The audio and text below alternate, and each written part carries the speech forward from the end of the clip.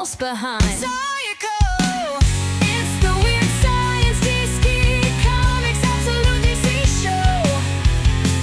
It's the Weird Science DC Comics Absolute DC Show. So let's go.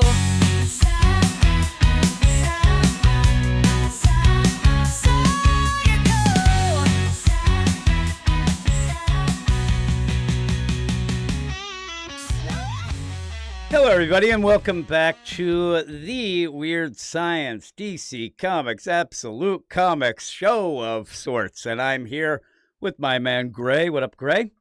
What up, Jim? I'm almost scared to ask. Are you Genki? I am not. I am not. Maybe I am. Me and you talked earlier. We talked a little bit of Grant Morrison, Animal Man, and you were tired because it was bedtime. I was tired because I didn't get any sleep. We were both a little wonky. I think we're better off now. We are better off, maybe. I don't know. We were wonky, weren't we, to start with? But you Genki'd me up, and I was like really enjoying that issue. We were doing Animal Man. Was it 23? Wasn't 23. Yep. Yeah. We ended up seeing what was it? Binky.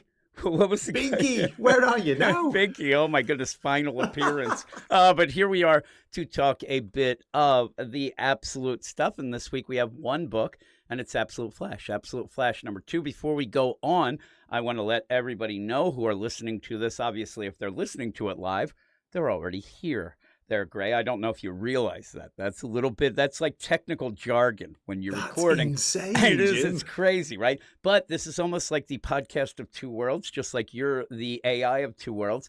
We end up recording on Friday nights every time there is a absolute book. I'm assuming that we're going to probably do this just about every week. Now, with that, you won't be joining me next week when we end up talking about Martian Manhunter and Wonder Woman. You're ditching me at the worst possible time. But in the meantime, I know. we will always have a show on Friday, 7:15 Eastern Standard Time. If you're listening to this in the replay on YouTube or as a podcast on our feed, it'd be great if you could join us on Friday. I realize that Friday, a lot of people do some things, but why not go absolute with the Absolute DC and join us for a night of fun? Now, with that, we end up talking about the issue, and then usually we talk for a little bit afterwards. Last week, it got crazy.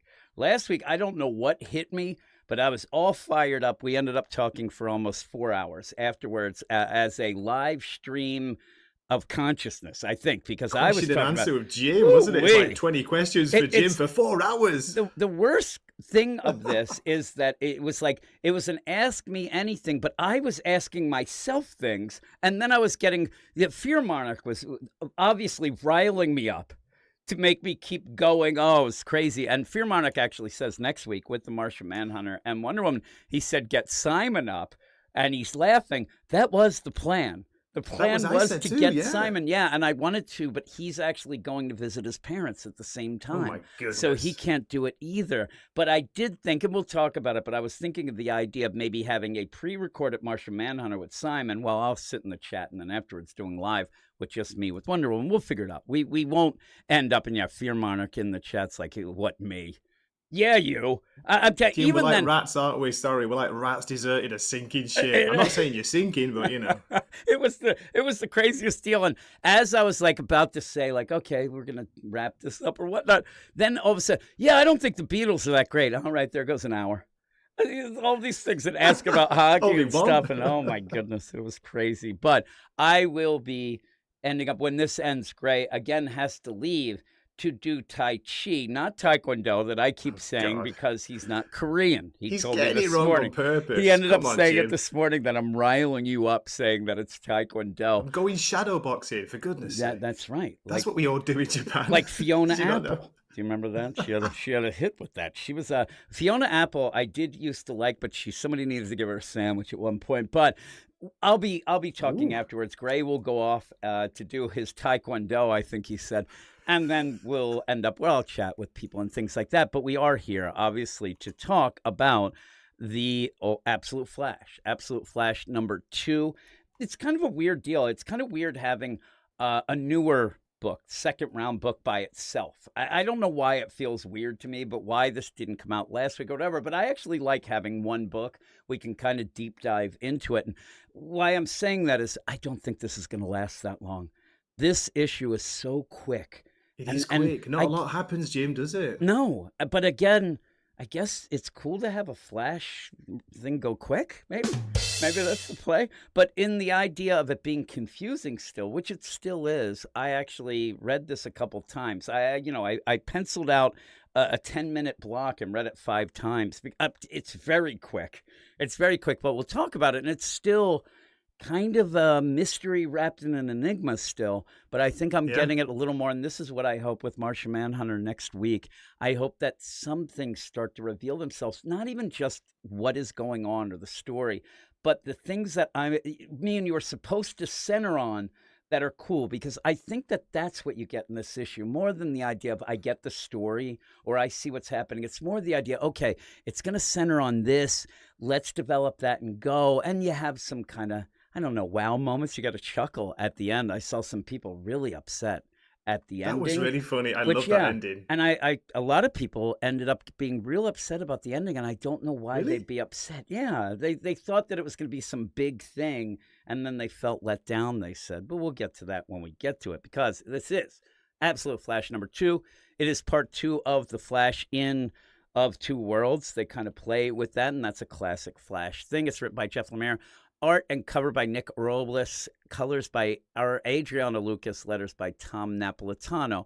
The first issue, I do have to admit, when after it was done and then going into this, thinking about it, I really did think to myself, like, yeah, I think I was way more confused than I let on when we talked about it. We were trying to figure out things, but I think that you get away with it in the first issue by just kind of shrugging your shoulders, unless Simon yells at you about Martian Manhunter. But in the meantime, this is true. And also, Jim, just to let people know, I am pretty new to the whole Flash, crew. I don't know the Rogues Gallery, so I was even more confused, if you can believe that. Yeah, and I actually, I'm not going to say I was shocked, but actually talking to you, I was not aware that you weren't really, learned on the learned edition of the Flash deal, to the point where you're pretty much real new, right? The idea that you say that Flash is rogues, you mean the rogues, like Captain Cold and Glider and so it is a cool play here to me to lean on you a bit to think, okay, do you get this? Is this something that you get more of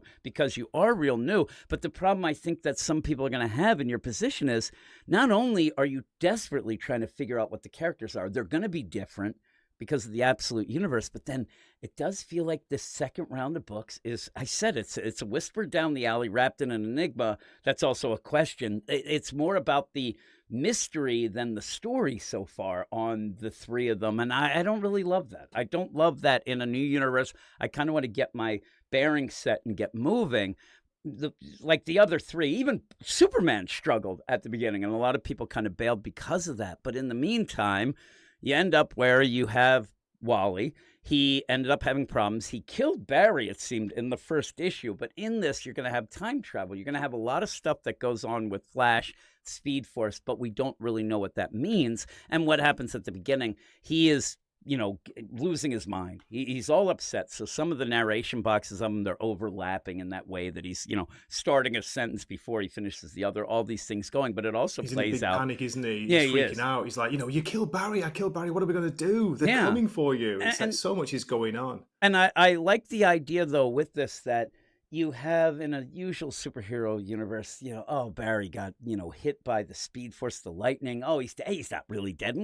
But no, he's panicking as if, really, I just killed a man. I'm in big trouble. And he's being chased down by these rogues that want to take him back to the military base. He's also running away from his dad because his dad was it, Jim. That's what I love about this. He's, even despite what happened, with last issue, his dad was a bit scary. He's calling for his dad, isn't he? He's scared. That shows how young he is in this. Cool. He is. And so he's in those caves. You end up where the rogues chased him down in the caves, and you do end up having Boomerang sending those Boomerang drones to go find him, and they do. They find him. And I think that what I get here is kind of cool, that there is a bit of a coordination with the rogues. You end up where Captain Cold, he's using his frost gun, his cold gun, to block off all the entrances. Now, I get that, but if you are Wally and you're running, I think that the worst case scenario is Wally just runs into this and dies. I mean, he's going to hit at, maximum velocity, terminal velocity into some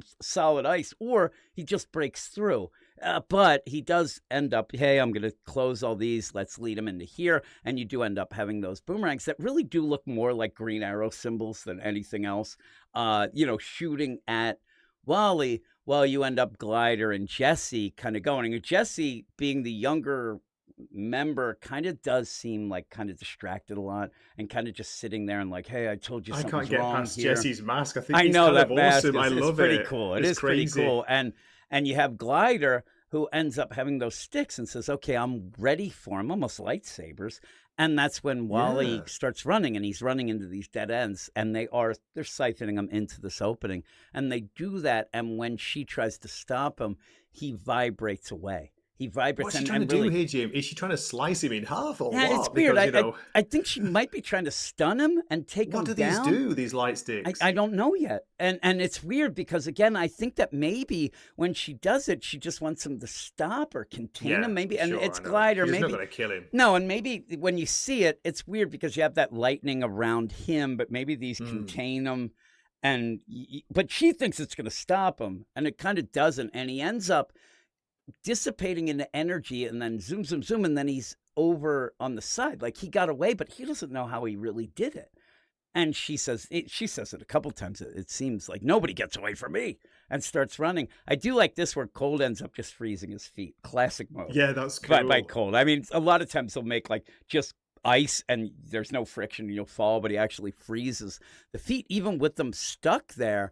And you end up where... Also, Jim, at this point, like Glider's saying, like, basically all of them, they don't know who this kid is or even what he is. They're just not sure of his powers at all, are they? So you get the impression that they're on this mission to track him down. They've not been told, why or, what he is. Yeah. And you end up where it is pretty cool, though, where they don't know, but they're made to bring him in. And you do have Jesse say, I think something's wrong here. This doesn't seem right. This kid, like, they think that this is just, okay, we go and scoop him up. Yeah, he might have these powers or whatever. He's fast, but I don't think they quite get the big deal of what he really is. And and neither does Wally, it seems, right? Wally is really freaking out, and he doesn't know what's going on. But it does seem like when he gets emotional, when he goes, and this is the problem. I'll tell you my main problem with this issue, and so far with the book. When you end up having things, there's the rogues. And you're going to play the game of, okay, Captain Cold's kind of Captain Cold. Hey, Glider, a little different. You have this Jesse. I do like where Glider ends up having those rocket boots and then flies Jesse in, holding by the arm. But in the meantime, you're trying to get, what does this remind me of? What does this feel like? I'm telling you, with these wonky powers with Wally, it reminds me of Heroes in Crisis, and I can't shake it. I can't shake the idea that when Wally gets upset, exactly. I'm telling you, this is. I don't like it. How dare you? I'm telling you, I hate it. But I hate the idea that Wally gets upset, and boom, you have explosion of Speed Force power, lightning, whatever it will be, and he keeps killing Barry when he goes back. Crazy. Jim, as well, just to shout out in the chat, there's a really cool theory, an idea from Mad Vision, who says, I think it will be revealed Barry was absorbed by that explosion and thus became the Speed Force himself, and through which he will mentor Wally. And the thing is, again, when they went and retconned things and whatnot, you do end up where, they said Barry created the Speed Force, so that'd be kind of cool too. Yeah. And instead of, the chemicals and things like that, it was actually Wally. It's fine. But I'm telling you, I end up and Japanic said there's no Speed Force in the series. I think that it's just because it's going to be called something else. I think that what it is, he'll be like, there's no Speed Force, but we have the Force Speed. I'm like, all right, Jeff, you did it. But in that, you end up saying, I hope we get the absolute Archangels or the Archangels. Oh my goodness. If we get Keep Siceburia away from this. Mr. Pilgrim, the absolute Mr. Pilgrim, I'll be like, I'm out. I am out. But yeah, that's the deal in that, where I see these things where he's panicking and it reminds me of Heroes in Crisis, and that's not a good play. I may be the only one, but that's what it reminds me of. It also reminds me a bit as he's going through too what you had at the beginning of Rebirth, but it's more of a negative thing in my mind, so it really threw me. And so when that's going on, I'm like, yeah, I don't love that feeling. But in the meantime, he freaks out. And there, I mean, right there, that panel when he says, leave me alone. And there's that, I swear to God, make him a little older and get him in grass. And we have Heroes in Crisis again. It's killing me. But he ends up where when he freaks out there, he does jump into this time stream deal and he's able to be pulled out by Barry. It's very Rebirth-esque. Like he's there and he pulls him out. Take and my hand, son. Hold on. Yeah. And this goes back in time, like he goes almost back a day before Barry had his problems, and that's where you end up having Wally's dad punch out, Barry saying, what did you do to my son? You shouldn't have done this. But boom, he's there. And then they look up, and again, he's now just like pure energy, like Spock would say, because you end up where Wally's like, look, oh my God. And he looks, and there he is. It's like a Star Trek moment. It is. It's like the pure energy. And he says, Dad, and he's trying desperately, maybe to come through, and doesn't know what to do. And his dad, Rudy, says, it's okay, son. It's going to be okay.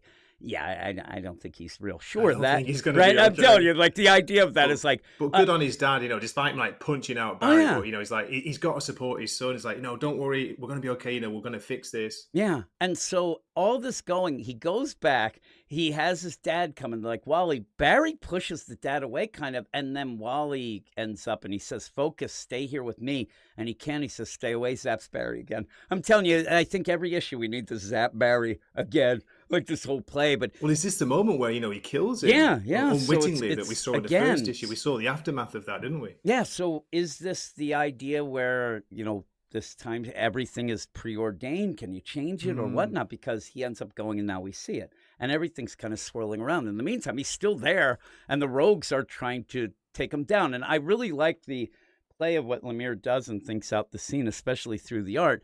They're protected by these bubbles. So when that big burst went, like they could have died. They could have been killed. That was a huge explosion, but they have That's bubbles what I was thinking when it them. first happened. I was like, wait a minute, he could take out the whole like rogues gallery here, couldn't he? Yeah, they could have been done. And that's where, again, it's funny because Jesse's there to like say, listen, I told you guys, this kid's messed up. Like this kid is bad. And, You're welcome. Let's just make fun of Jesse. Should have had, I should have let you fry, all of you, the one who put these bubbles up and saved them all, but then put Wally in a bubble. But now he's shifting back and forth, all these things going on. Again, they seem to think they know what they should do to kind of contain them. They've done maybe these things, not with obviously somebody like this, but have done this sort of, seek out, grab, and flashbacks bring back. to an Oasis song or a lyric. Is it The Boys in the Bubble? Yeah, Remember really. that one? Yeah. Oh, Then they also had The Boy in the Bubble, the TV show movie that had John Travolta in it, that he had like autoimmune deficiencies, so he had to live in a bubble, and then later he goes out of the bubble. That is a deep dive. And I don't remember that. And wow. he was dying to get out of the bubble because he never lived, Gray. He never lived.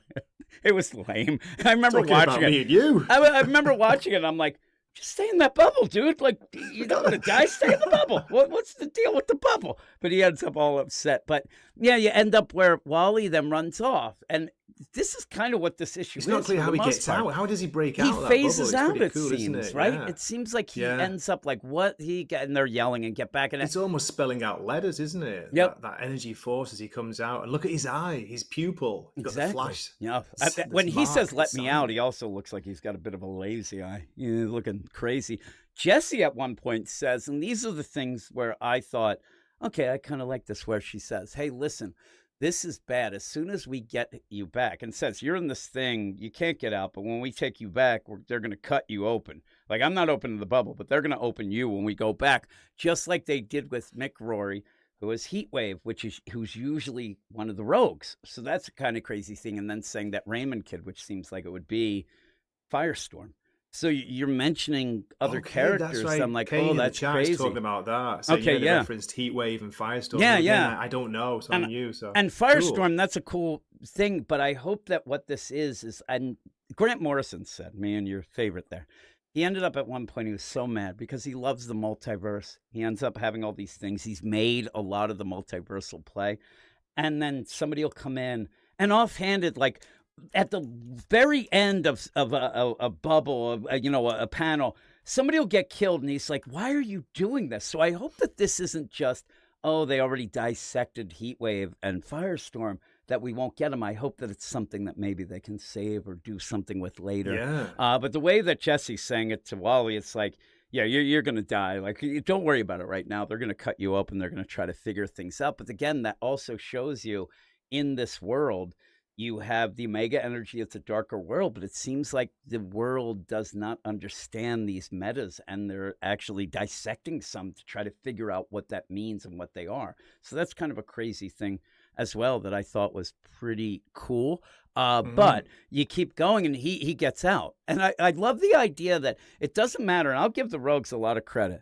They're very optimistic. Like Glider has said a couple times, like nobody gets away from me, but he keeps getting away from you. Why do you keep saying it? But this kid is just getting away from anything they do, and they keep like, "Yep, I got it," and haven't met something that I couldn't catch before until she grabs him, and It's boom, pretty cool, isn't he it? I like hits. the art here. Yeah, Yeah. she's so close. She's almost got him. I thought Yep. she's going to grab his hood, his Yeah. hoodie there, Jim. Yeah, But no, exactly. boom, That's he's what you do. gone. And like it's like the people with dreads in the NFL. You grab them dreads. They have to it's crazy.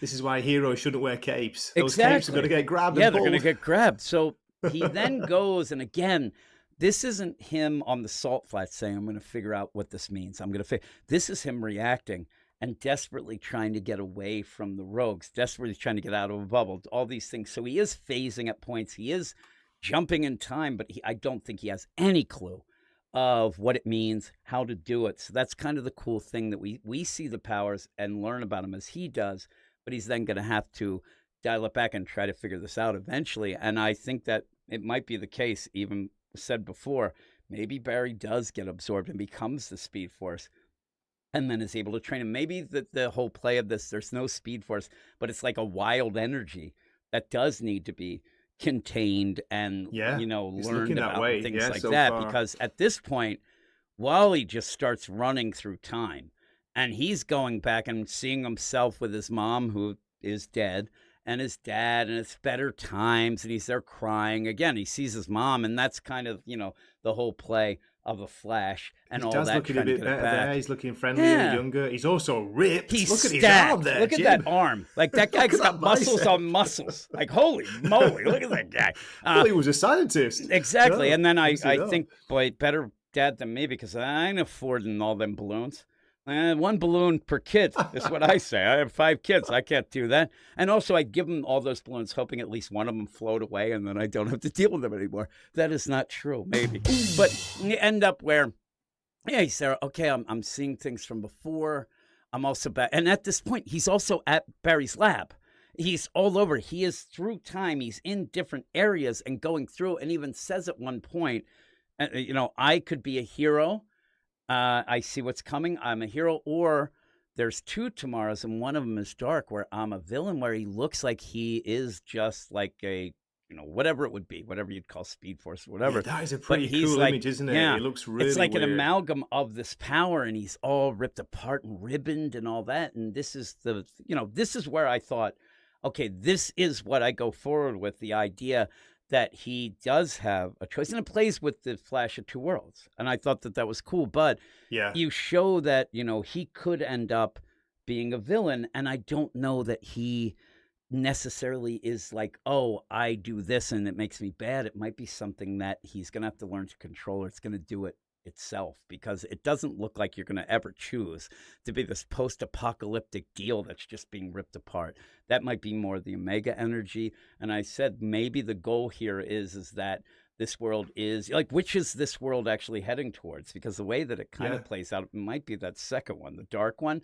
So we'll have to end up trying to be good, and that looks cool. Like when he's there with that outfit, and he's there and everybody's loving it, and they're taking, pictures of him and stuff. That's really cool. I like that a lot. But we're going to have to see, and there's the 2 worlds that he's going to have to fight against.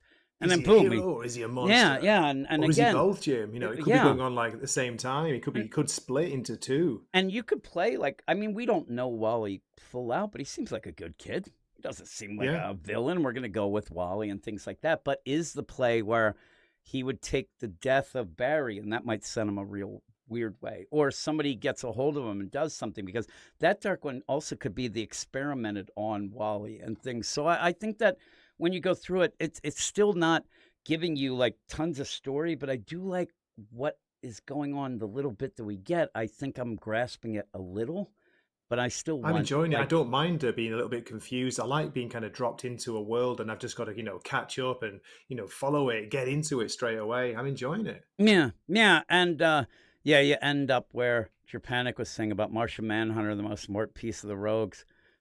This arc.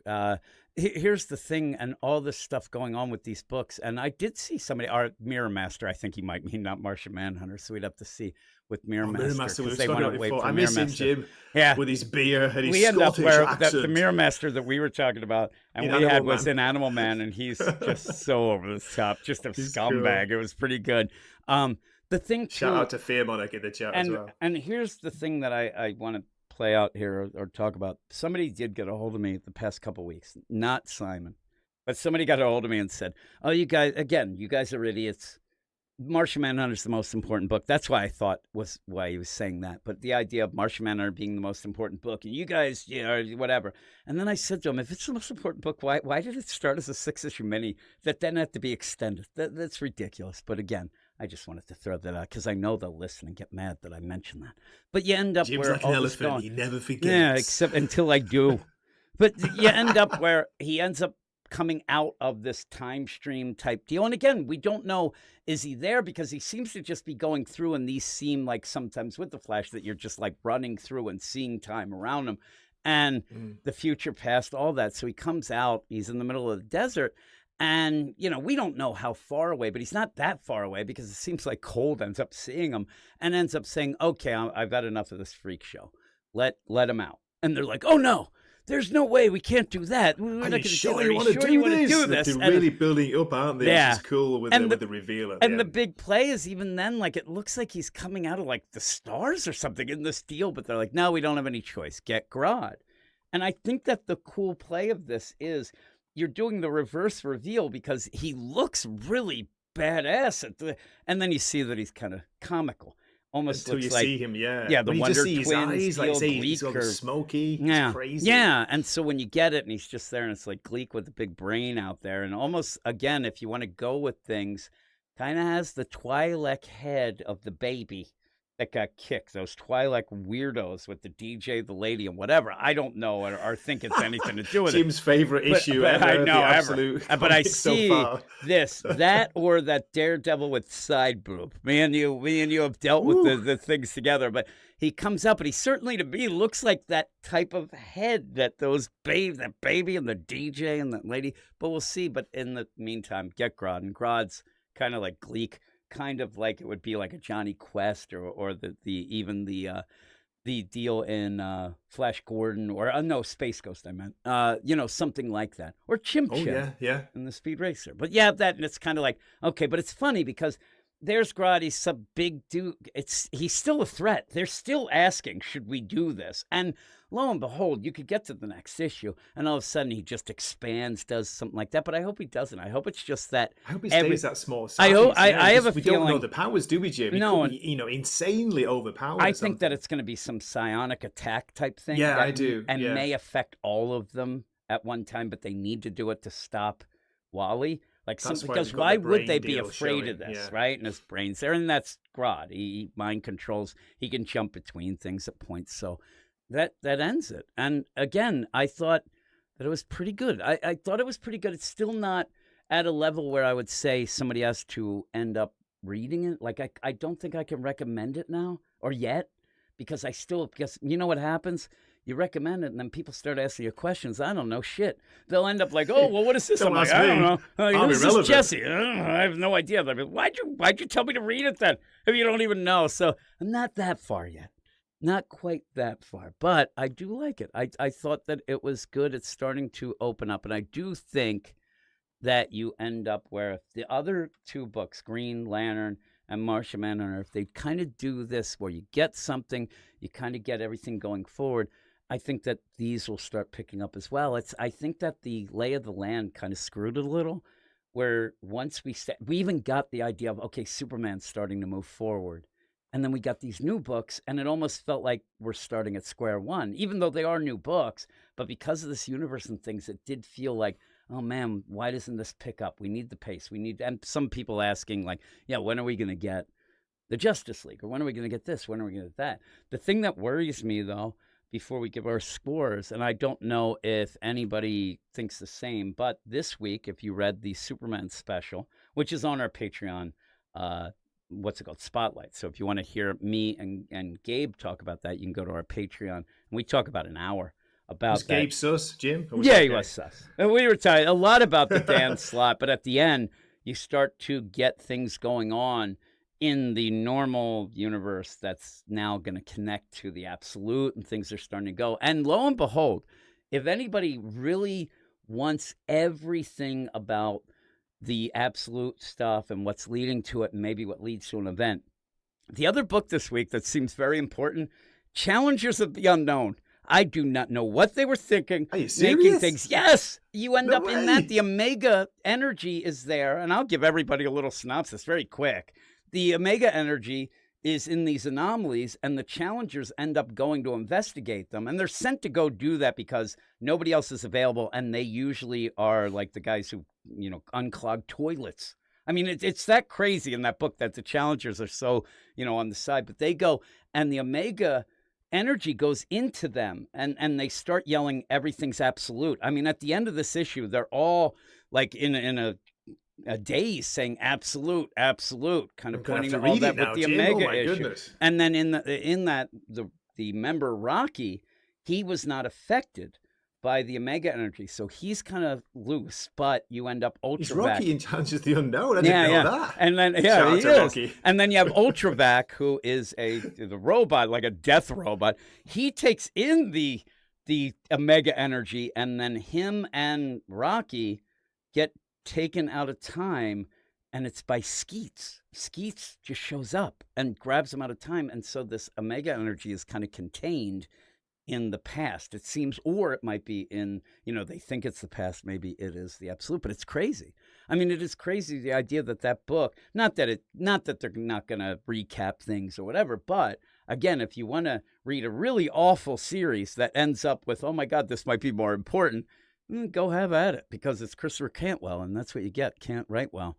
It's really over the top by the end, but you do have that. So this is my whole point of this, though, is things are starting to get revealed. Things are starting to, oh, look, I don't want that. I want this absolute stuff to stay by itself for a while. We're not even at a point where we know what's going on in 3 of the books.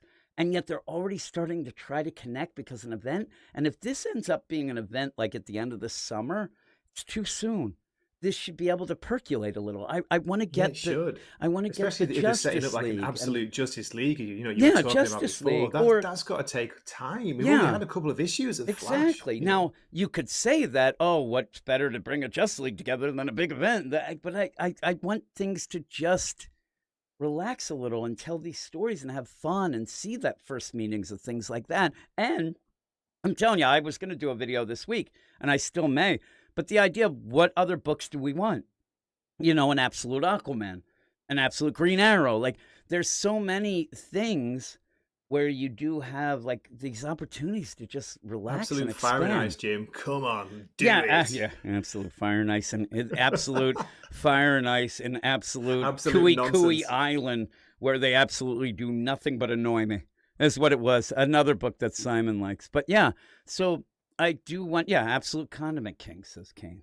Absolute kite man. He says, hell no. That's what he says. But that would be fun. It would be fun to, expand this a bit. And it's I'd insane. want absolute Hellblazer. I know you're not a big insane. Yeah, fan, but, but you know what again, they that do? would be They cool. put Cy Spurrier on it, wouldn't they? Like, no. Yeah, well, I actually thought of the idea of the absolute Hellblazer and the absolute Constantine would be cool to see, Constantine. because that's the magic side of things. See how And you that could get works an absolute here. Justice League Dark. Oh my goodness, it's endless, Jim, isn't it? Yeah, it'd be awesome. I mean, there's so many things and then we might actually get a readable absolute Martian Man. Oh, we have that, an unreadable one. Martian Man. Where's your hi-hat? Yeah, really. There we go. I was just going to say, in all, maybe we'll get a Martian Manhunter. Oh, I think we don't have it now.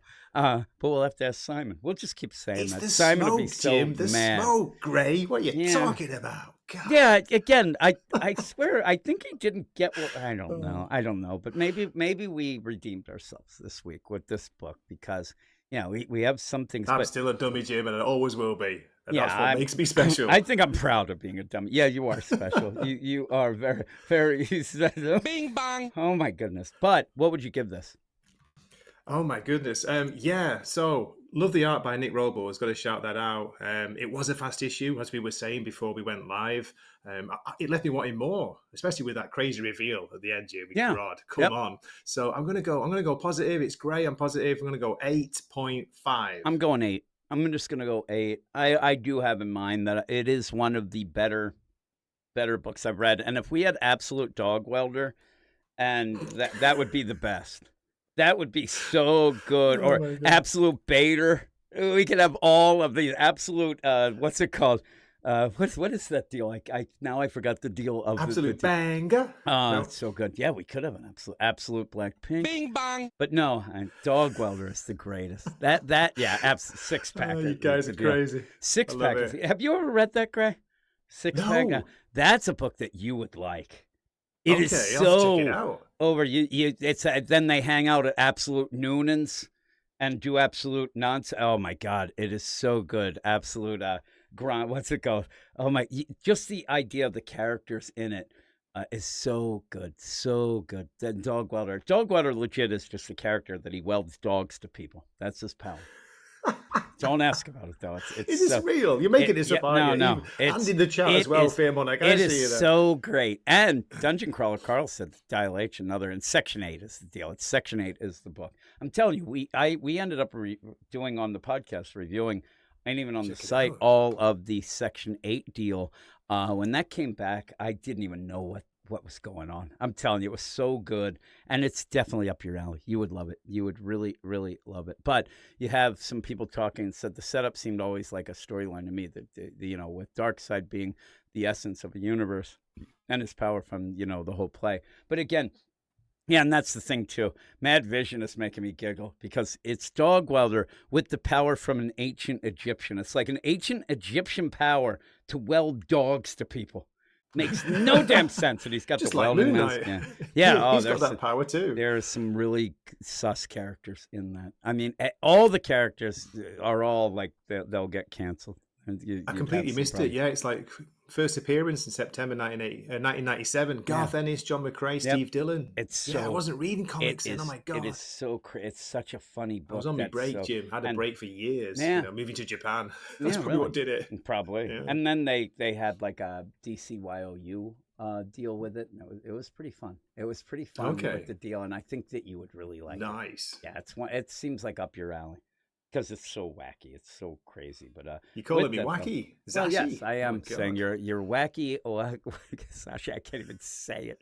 But yeah, so that's it. So thanks everybody for joining us, especially the people joining us in the live chat. It's really cool to have people, hanging out with us on a Friday night and enjoying all these books and whatnot. Because I really do enjoy, the whole Absolute universe. I'm glad. It is. It's great fun with as you say, the chat, like chiming in. You're giving us some really good ideas, some great theories out there, and you're making Jim laugh, which is always a good thing. That's the he deal. He needs to laugh more, folks. And that's the thing. Fearmonic. I'm telling you, I'm sitting there and I can't. My mind's not working, and I'm like, what? Bueno Excelente is another character, and he just goes around and he just says Bueno, and it's so freaky. He's so they're all weird, but there you go. And then Brandon says, now here begins hour 2 to 4 as you go off to do your.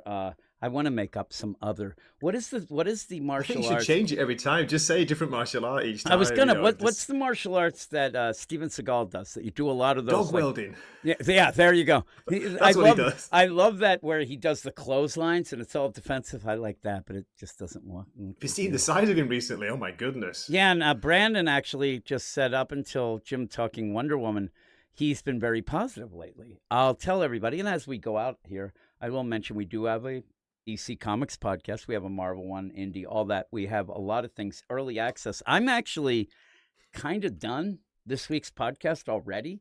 I still have to edit it, but it could legit, like if I really got on the stick here, I could probably get it done tonight, except that I had nobody to talk about the New Gods. by Ram V. So I think I'm going to have to review that myself. I'm going to try to reach out to a couple other people, but we'll I would have be done it with you, but yeah, I've got no yeah, time unfortunately today. That's a yeah. shame. That Could have that's the done it after deal. this. So and again, I haven't read it yet. I'm waiting to see if somebody says they can or whatnot, but I either will just kind of skip it, but I do want to talk about it. I have to do some news and things like that, but I do want to tell Brandon that don't stop at Wonder Woman. I had a rough week with the books this week. I didn't like a lot. There's Gabe gave his first FU5, which was Oh, funny. really? Yeah, Oh, yeah. looking And forward to I that. gave, I think maybe 2. I was so angry, and the rest of the books that we're talking about on the main show, I didn't really love. There's one that, well, I liked. I'll tell everybody. Spoiler: I like DC versus Sonic or DC Sonic, and there's another one that I did like, but most of the others I thought were down. I thought that Detective Comics was, as the French say, garbage. I thought Nightwing was, as the French say, I don't know if you heard this, garbage. I ended up getting really Oh, mad at merd. that book. I ended up a detective, and oh my goodness, there's some Finest was that good, deal. Jim? That was. That actually I didn't mind, but it ended up where it was fun until it wasn't. Then they connect into the event. I'm way But behind this week. yeah, Really am. and I think I heard that your favorite one is Zatanna issue 3. Am I right? oh, I forgot about that. Me and Simon. Shout out That's to the thing. Edward if he's there. If Simon doesn't listen to us, where you could get Simon, you can yell and say, just randomly say, "Oh, Simon, it's cute that you didn't understand Zatanna," because me and him were struggling to Really? get through. And Joseph Wolf said the Nightwing issue was awesome. It was awful. It was one end. Please don't listen to the podcast, because I actually say if anybody likes this, they ain't no friends of mine. I got so mad. I've been enjoying it as well because well- I'm a bit of a Dan Waters stan, Oh, a bit of a fan of his I'm stuff. telling you, you said you didn't even finish what had just happened. And then you jump in and we have and I want to ask right now, Joseph West says that Nightwing issue is awesome. Do you think, and I'm asking him right now and I'll wait for, does Nightwing seem to know who that ghost guy is? There's a ghost guy in it. It's, Ooh. you have this whole Captain Hollow who's out for revenge on the deal. So Okay. I want to know, number one, do you think Nightwing knows who that is as he goes? Or also, why is he going after the main guy that he's going after? Because the guy, he didn't do anything wrong. He ended up doing what he was supposed to, and it's sad. But then Dan Waters has to add a heap of shit on to make this guy worse than anything we saw before, just so he can make him the bad guy to go after. But I was so not enjoying it. I didn't like it. I think I gave it maybe, I don't know, a 3. Spoilers, I didn't spoilers, know, Jim, yeah, something for the like podcast. that. And Wonder Woman and the Superman special were on our main deal, and I am grinding my teeth, Brandon. I'm getting angry. But Brandon and Frank, knows you so that's the well. thing. There, he's Japanic asked, "Did I like the art? I love the art. It's Francavilla's art. It's great. I thought Oh, is it it was good? really, I really like good. his The art, style, and it yeah. fits the Some style. people don't like it, but But it's in it, really cool, you I don't think. really have much of Nightwing for him to do anything. And I'll say the idea. It seems as if Nightwing doesn't know who this guy is. They don't really explain much, but he goes, but he should, because this seems to be an urban legend with cops. And in fact, Nightwing was a cop in what's it called, in Bloodhaven. So he would know. And I don't think that Dan Waters knows that. And also just the idea you're introducing this kind of weird ghost thing that's going to be there, and it's to play the idea of what Nightwing's been doing. Hey, you can't be judge, jury, and executioner. Even if people are bad, they get their day in court and things like that. And this guy is going over the top. And I'm telling you, I thought it was awful. I really didn't like it. And the what's it called? Wonder Woman was just hot garbage. And or as the French say, garbage. I will ask, Jim. You know what I mean? I will ask people too, the idea of the of Wonder Woman. You're there with Batman and Wonder Woman in Olympus. Something that should be like, you should be awestruck at how crazy and great it looks. And yet either the script or Guillaume March, who I do like, decides to show a lot of like, I'm going to show lips here. I'll show a kneecap there. There's a hand. Oh, look, some fingers. You get these 9-panel grids, and it's like, you don't even get like a big thing to make you like, oh my God, here we are in Olympus. It's such a weird play. Oh my God, yeah, and he drove the Batmobile. The only character he said the only character I thought was really made out to be bad or evil in the issue was the ghost character. Really, because they really stressed the idea that this guy who goes by the book beats his kids and his wife. Why did we? That seems to be the deal. And it's like this guy's a piece of crap, and we didn't get that before. It just, yeah. Once they end up where the idea of, hey, look at this, he's a child beater. I don't know. And he said if he knows who the character is, this is the first Nightwing besides Dixon and Taylor. But yeah, he says he doesn't know who the character is. But again, I thought that it really was, we have to make this guy bad, even though the bad part is he's following orders, whatever, but he beats his wife and kids. That means that they're trying to make him a piece of crap so that, you can make him a bad guy. But I don't know why this, Hollow is going after him. I don't like it. Yeah, Brandon, the thing is, Tom King has serious issues with everyone. But we'll get out of here so Gray can go and we'll continue this because, again, all these books. And even so, before we go, if you are into, but we have our podcast, it'll be up on YouTube, it'll be up on the feed. Everything is in the show notes, but please make sure that you go to Gray's channel, the Wakazashi's Tea House, a crazy name for an awesome channel. And you can go and I don't know, maybe he'll show some Taekwondo moves. That's what I think. I'm trying to think. Is there the one like Wing Chang? Isn't that like, I forget. There was something. Actually, what Gray usually does, people don't realize, is the drunken boxing. He does that a lot. But Jackie Chan. Yeah, it's not on purpose. But yeah. I wanted to be Bruce Lee when I was younger, Jay, and the old Jeet Kune Do, but I could never find Were a way you the to water? do it. Were you like water as you did like it? Water, and I do want to point out with Joseph Wolf as well. I'm glad that he liked it. That's cool. It just didn't. It just didn't hit with me. And again, I go over the top and yell and scream, but I'm not saying that he may get it better than me. Now here's the thing too. Just it does do something better than Fly Boys and Teddy. So you got that. So I'll go that. But, listen, Joseph, don't worry. Like Jim didn't like Daredevil, Cold Day in Hell, and I loved that. We had a bit of a fight about that, didn't we? Yeah, Didn't we, and I say things like that. I end up in a. And no, Joseph Wolf says, but isn't that guy killed in this issue? No, the guy who was killed was the guy who ended up calling Maggie and wanted to give the info. And Maggie should have shot this Hollow and let this other guy fall out the window and die. I don't know what's going on. But yeah. Just see some of the preview pages, and the art is pretty awesome, isn't it? By Frank Miller. It's cool. I wonder what happens too, like this Hollow comes, and what happens when, like, he's there to do whatever, and then he's done. Does he just disappear? I still think it's the guy who was eating that cake.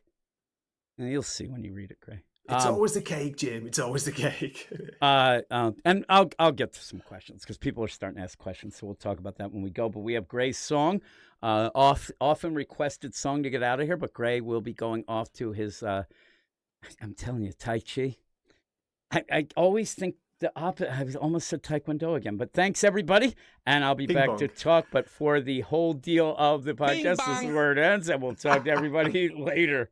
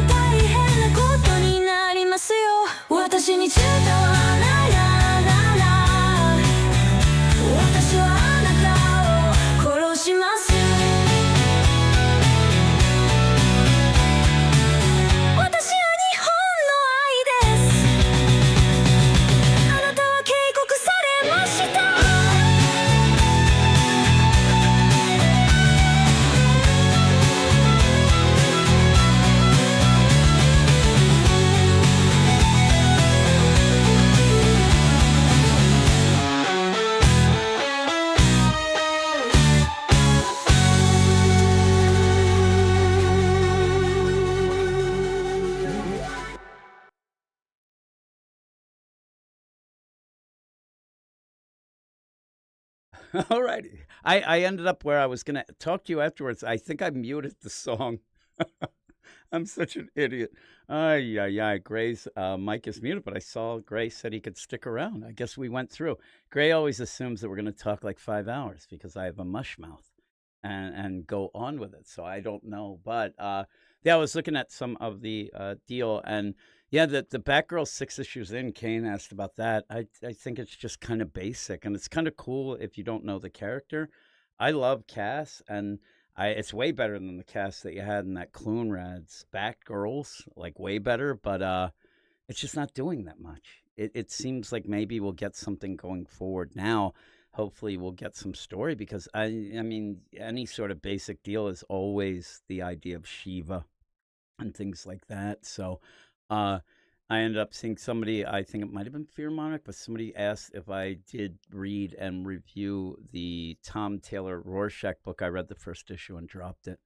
Eric didn't want to talk about it on the podcast either, so we ended up just dropping it.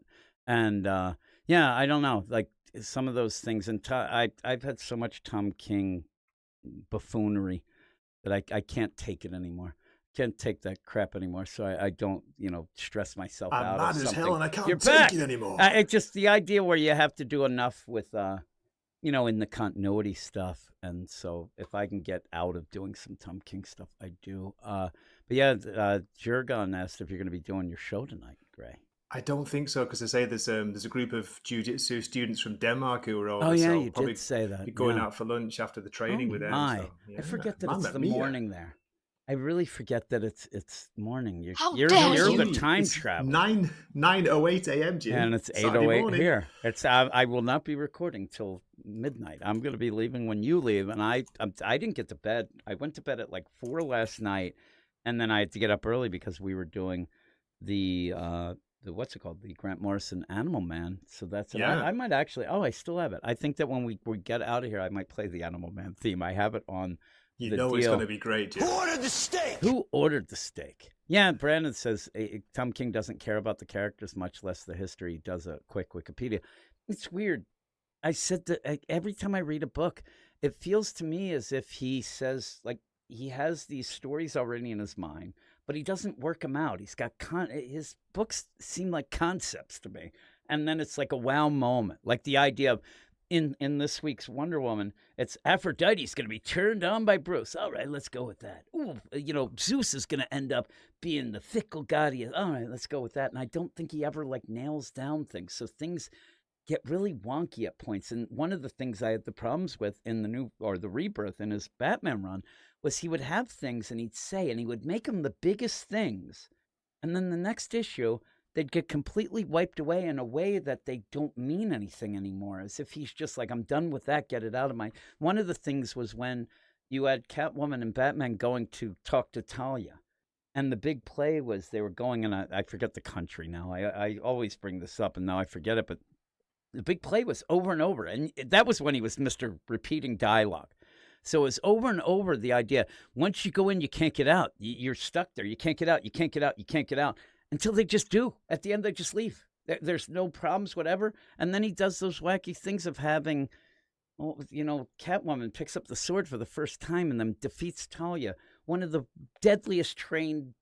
It just drives me nuts. Oh, that was nonsense. Yeah, I remember that. And then he has to explain things later, like when in the Everyone Loves Ivy, I think it was, where you end up where she pretty much takes down 3 flashes. And the idea is well, they were being controlled by Ivy, so she didn't really know. But the problem is that they were running at terminal velocity and she clotheslined him. It would break her arm. And that's, you could say it's comics, but he tries to play out like it's this crazy thing all thought of. But also in that, I'll go with Brandon. In that story, Everyone Loves Ivy, he says in the issue that Harley is a neuroscientist that has multiple PhDs in brain surgery. That happened. And it happened. What? And then, more jokes and riddles. I sit there because we've been doing the podcast for so long. When we did, and that was when things were kicking. You had Rebirth going, everybody was going. And legit, there were so many podcasts that ended up, and I was just imagine how angry I would have been, Gray, at this point. People were getting You audio. angry? They were getting audio of our podcast of me losing my mind over Tom King and playing it on their podcast to make fun of me. And I flipped. And the thing Not is, surprised. I would I too. think two of the podcasts that did it, I ended up becoming friends with them, and I talked to them afterwards. But it was because I completely lost it. I was there were so many things wrong with that story, and so many things that didn't jive, and all these things wrapped around the deal. And anytime something comes up with sports and it doesn't work, because he does that as well, it just, oh my God, it did. And yeah, now, so I was going to say, somebody's saying about talking about the Beatles. It's you jerk. It's me. Yeah, I'm not doing Rolling it. Stones all the way, Jim. No Come on. way. No. I could end up. I'm in a bit of a Led Zeppelin kick right now, so I do have to go with that. But again, with This Week in Comics, I had a rough week. I think that where it's at was the indie comics this week. You had a bunch of cool ones, Do including you know what I really enjoyed, TMNT. Jim? And I got some kind of negative comments though. I really enjoyed the Godzilla Hulk issue. It was Yeah. just like pure And you got crazy bad kaiju fun. comments? Only because he doesn't actually fight Godzilla. Well, that's the so thing. some people like saying, "Oh, it's you shouldn't have called it Godzilla versus Hulk because he doesn't fight him." Yeah, They fight together. They kind of team up. It's They awesome. do. I like where you have the play of where Ross is going to take down Banner, and Banner's like, I don't know. I think that the old Godzilla has a thing for me. Godzilla's like looking there, like punching his hand in his thing. Here's the thing with the idea of Marvel this week. Me and Matt, who do the Marvel podcast, we usually think and say, okay, what's the big book that we have to do? And that was Godzilla versus Hulk. There was nothing. And when people talk to me about it and say, oh my God, oh, what are you, Robert Plant? Does anybody remember fun? You end Remember up where forests? anybody remember laughter? You end up where we don't do the X books on our show because we have a separate X-Men podcast. So one of the things was the bigger one, and I forgot. I didn't realize Wolverine was the 400 issue and has that Daniel Warren Johnson issue in it. Did you read that yet? It's really good. That Daniel Warren Johnson deal. I'll send you the. Well, I did send you the review copies. You have to check it. It's really cool. It's really good, and it made me really wish that maybe Daniel Warren Johnson, because his time, I guess, on Transformers is coming to an end, like at 24, and they haven't announced any extension as far as I know. He'd be pretty cool to do like another side TMNT book, I think, because it is like a Japanese story with Wolverine that he does. It looks so good. Oh, that would be awesome. Good. And yeah, Barlord said that the X-Men stuff is just not great. And me and you talked about it. It's funny, like me and you neither of us are big X-Men fans, but we want to kind of get involved, but we don't really want to when it's bad. And I don't know. Everybody always tells me books. Like, it's that's isn't it? Oversaturated market. Yeah, and like people will point out, oh, start with giant size deal and go, and I get that, but I just don't have the time. If I'm going to do that, then we're doing a podcast. That's the only way I could end up doing it. But I really do want to get into it a little more, but I just can't. But yeah, I'm trying to think of the other books. Superior Avengers by your man Steve Fox. I know you love Steve Fox. It wasn't horrible. It's okay. I thought Gabe liked that, didn't he? Yeah, Gabe liked it. So did Sully. Sully actually said for a Steve Fox book, it's pretty good. So that's one. And I may, because we ended up for our Marvel podcast this week, we did Godzilla versus Hulk, and I think I gave it like a 7.65, somewhere around there, because it was okay. Stingy, I liked it. Jim. Well, I think that where I think the problem is, dude, they don't even fight. Now, my problem was actually that you don't get Hulk until near the end because of the whole play of it. But I did It's actually Godzilla versus Banner, isn't it? Yeah. In that Mechagodzilla. Yeah, and the Mecha. But I thought it was cool how they spelled some things out. And you get that main Demonicus, I guess it was, who was actually a Godzilla villain in the comics. It actually made me want to go. Writing, right? He actually had me laughing out loud with some of the lines. I thought it was really funny at times, and that was a huge surprise. It's like, I'm actually laughing at this book. I actually, I know what the big problem was, and this is what I'm going to go and comment on. I'm going to right now. I'm going to comment on your site. I'm going to go right now. Oh my God! Is that when you get the whole theory with Demonicus? What did you just say? How dare you? How dare you? You end up where this guy. He ends up where it's like, oh my God, I got parts of Fin Fang. Boom. I got this. I got that. Here's what I give you, and it looks like an emo oil slick.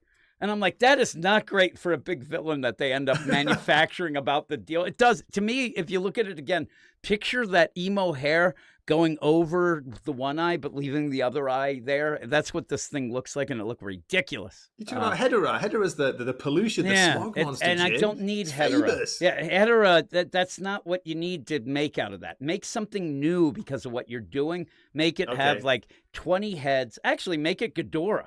That's what I would have meant. But yeah, I guess you had Ghidorah last issue, so you couldn't do that. Yeah, Hedera, what do you think I'm a kid?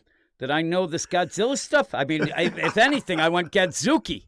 That's what I want. Where's Gadzuki? Where's Gadzuki? That is like Hedera. It's not a phase mom. I'm telling you, Hedera in the issue definitely looks like emo hair oil slick.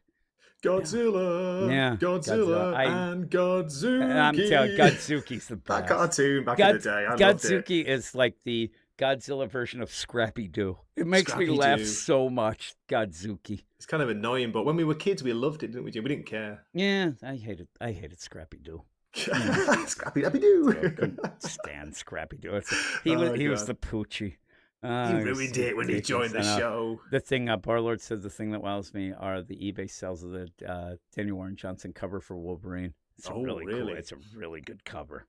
It's like classic with all. I think is it the one. I think it's where it's all the arrows in them and stuff. Oh my god, I'm looking at it now. It looks so good. Awesome. It looks so good. I'm not a guy who buys $7.99, Jim, for the regular issue. 64 pages. And thank God we get more of the adamantine story.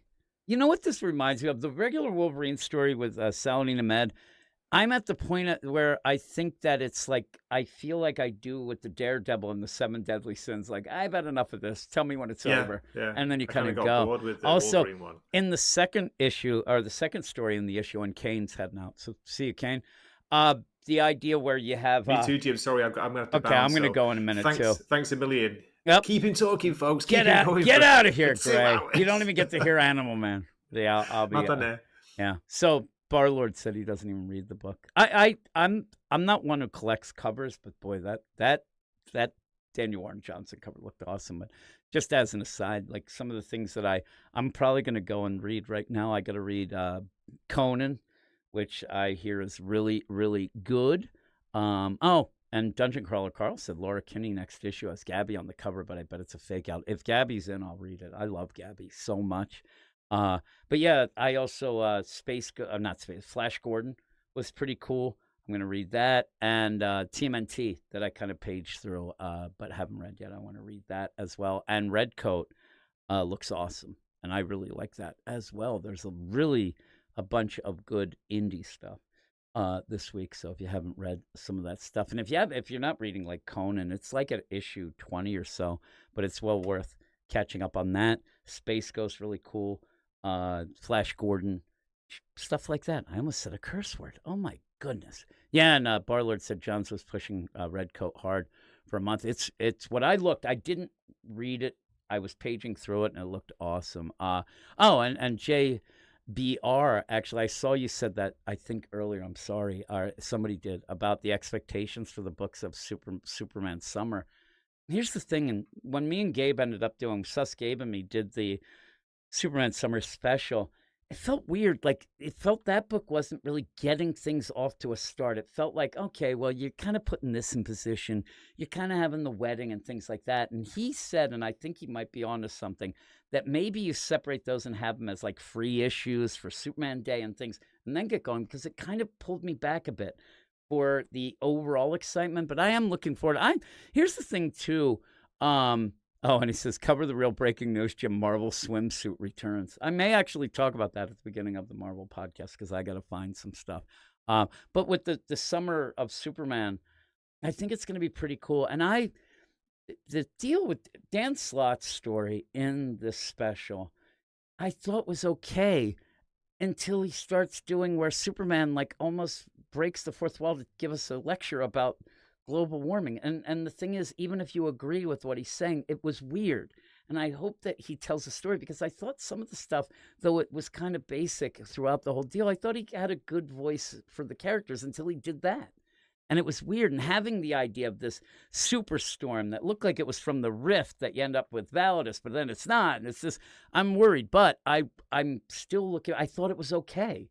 And I'm looking forward to see what he can do, because while a lot of people hate him, it's because he's kind of a jerk online, and it doesn't bother me.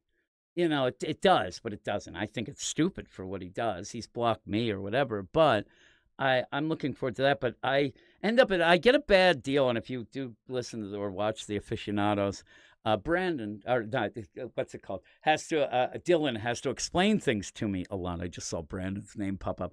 Dylan and Wes were talking, oh my God, the House of L. And I ended up saying the House of L in the Future State deal, it was just incomplete. It was just characters. I'm like, why is it? But I am looking forward to that book. I'm looking forward. I don't want the stuff with the, crazy God deal and whatever from the Warworld saga. I can deal without the Orgrim and stuff like that. But the House of L, I think, will be pretty cool. I want to see that. I want to see the crypto stuff. And I'm looking now. As long as Superman isn't in Krypton, I hate Krypton stories. I do too. It's boring. And what do you get from it?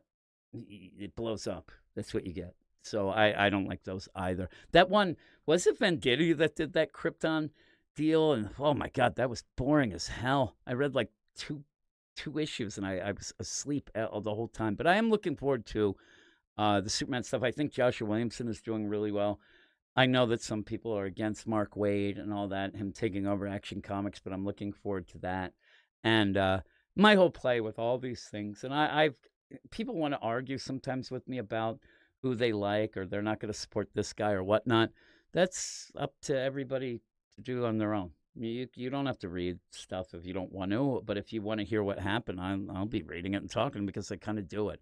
I did liken it to, and I was talking to some people about it today, I liken it to the idea where, yeah, you separate the person with the art. I actually look at it because of what I do. It's like I'm working with somebody who I don't like.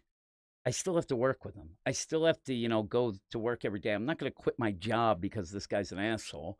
I just know he's an asshole, and I just don't deal with him. I just, deal with what I have to, and that's how I end up doing it.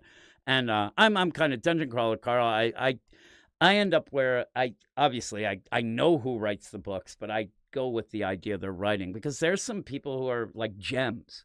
Steve Orlando is a nice guy. He is really, really over the top nice. He can't write a lick. And it pains me, because I want to give him a good score because he's so nice, but I can't. He's not very good. So, that's the whole play. Or you get somebody who's just a complete and utter raving lunatic asshole. But if they write a good issue, I'm going to read it and give it a good score. I'm not going to get tangled up in that. So, yeah. So that's the thing. And again, I try to give every issue its fair deal. I go and I kind of get the idea, like, okay, I don't really love Tom King's writing, so there's problems where it's not going to mesh a lot, but there's been stuff that I like of his, or issues that I like. They're just very few and far between now, because I don't know. I just don't know. It just kills me. But somebody like a Jeremy Adams, you get the both. When that happens, where you get a guy who's real nice and also writes some kick-ass books, then you're like, holy crap, like, then you get excited.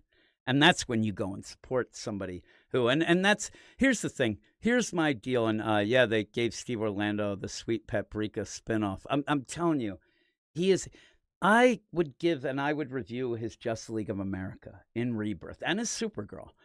Garbage. I really, they had so many problems, and it just, so I would end up reviewing them, and I was giving them 2s, 3s, whatever. I think it was justified, but he ended up talking to a guy I know who went to a convention and met him. And the guy said, oh yeah, I end up, Weird Science, Jim.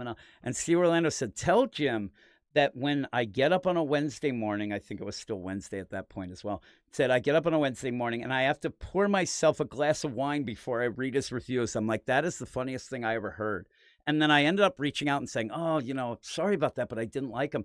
And he ended up, he's like, that's cool. And he actually said that most writers are not concerned with low scores. It kind of keeps them, going forward. It's the 10s that they end up somewhat getting annoyed with, because nothing's a 10, and that makes it feel like, well, what do I do now? How can I, so he did tell me that. But yeah, they end up with the Dungeon Crawler Carl book. But yeah, the deal of, reviewing and stuff like that, some of the writers are real nice about it. Steve Orlando, Scott Snyder kind of is nice enough.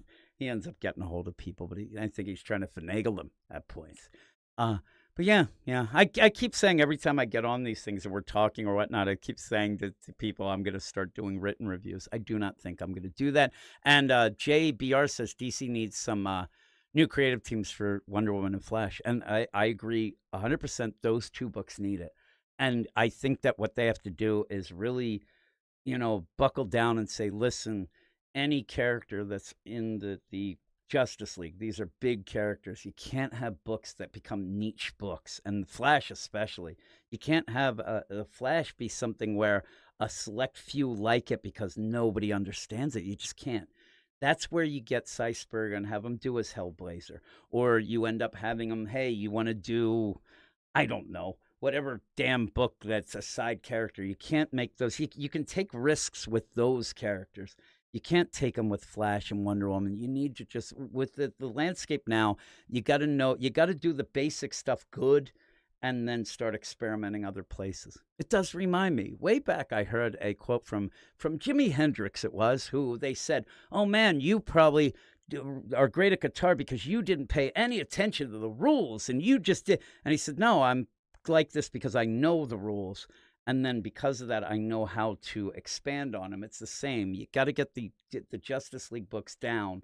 You got to get all those, the solid books solid. You have to have those be hitting, and then you have fun with the other ones and do some crazy. That's where we get, a Section 8 or a Dial H. You could do that. I used to say where people would yell about, there's too many Batman books. You don't hear people say that as much anymore because there's kind of like whatever. It's not like it was at one point.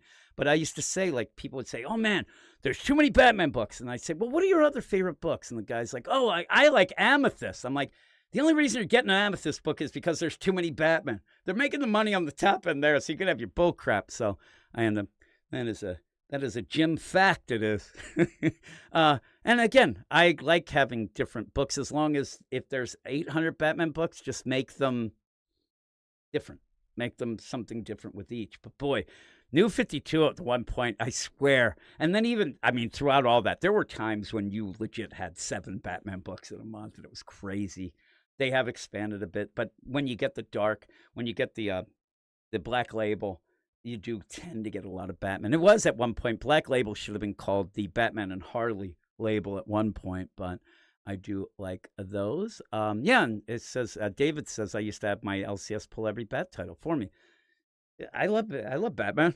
I was reading and reviewing them all. The one was that Dark Knight. The Dark Knight one, and was it Horowitz who did it? That was the book in the New 52 where Gordon yells out, he's a goddamn pterodactyl. Oh, it was the worst.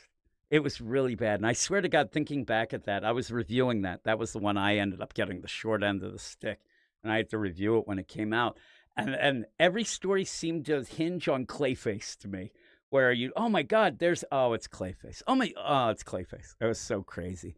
But yeah, Batman and Detective, those are the big ones. So, and even then, I actually talked about it on I think it was a Spotlight, maybe with Simon, or it might be on the podcast coming up, but I did say that it's kind of an interesting thing to talk to people about, like, how do they usually you get the idea of Batman and Detective, you do the detective work in the Batman, but that kind of gets skewed at points, but I do like having Detective Comics be more street level and things like that.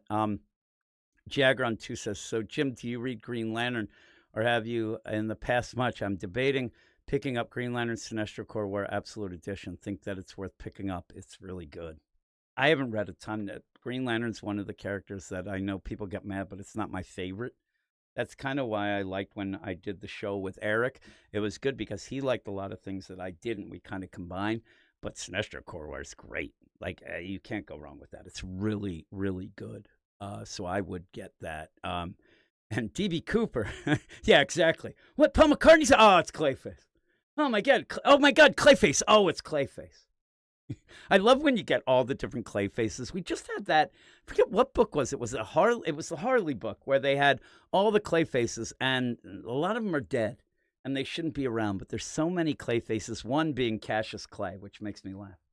But yeah, I like Clayface Jr. I like Clayface. It's just in that book, it was like all of a sudden Batman would haul off and punch Gordon in the face. Oh, it was Clayface, but the cliffhanger was him punching Gordon. I'm like, oh man, and then yeah. So he says, did you have to review the Farty Harley book? We did. Get this, Jagron, too. We talked about it for an hour-long discussion on the Harley book. And really, I'll tell you my big hot take on that book. Not enough fart jokes. That's the worst part of it. It wasn't funny because there weren't any. Oh, it was nonsense. It was nonsense. And yeah, JBR says Grant Morrison is coming. Yeah, I heard that legit. It's probably going to be a Arkham Asylum sequel. So that'll be cool. I'm looking forward to that. And David said Dark Patterns is good. See, that's the thing. A lot of people like different books. They do. I don't like Dark Patterns. I like the last issue. I think the last issue was the best issue. I haven't enjoyed it. I think that Hayden Sherman's art fits it better, but I still thought with the Wound Man, you should have had it a little more detailed. I mean, you have a guy with pins and needles and bottles and cans, and it would have detailed. It would have been the coolest thing. And yet, yeah, that Hayden Sherman art, I swear to God, when I saw the Wound Man, it looked like either he was an ancient knight who had chainmail on him, or it was Lady Gaga. That's who it looked like to me.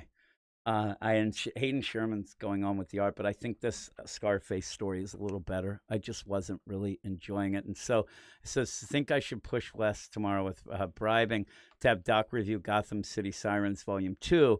LOL, they reviewed #1 last year by Leah Williams. Feels like perfect follow-up to the Concert of Champions. I think they're going to do it anyway.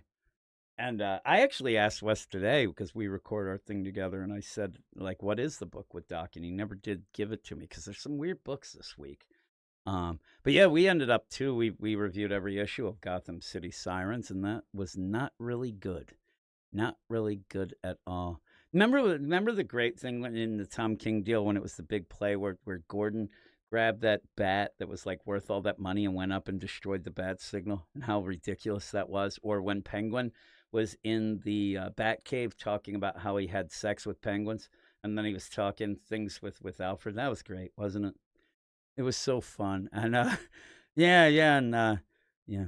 Leah, that oh my God, that Gotham City Sirens was so bad. Like, I actually looked at that as that's the Leah Williams Unleashed. That's where they said, just do whatever you want. We're not even going to even bother looking in that book.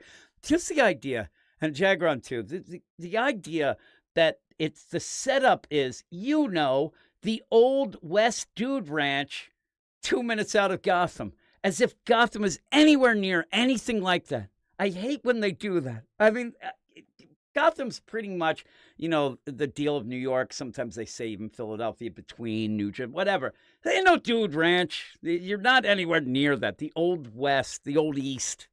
They did that too at one point where it was Joshua Williamson when he went back in time to the Old West, where you had Marilyn Moon Knight.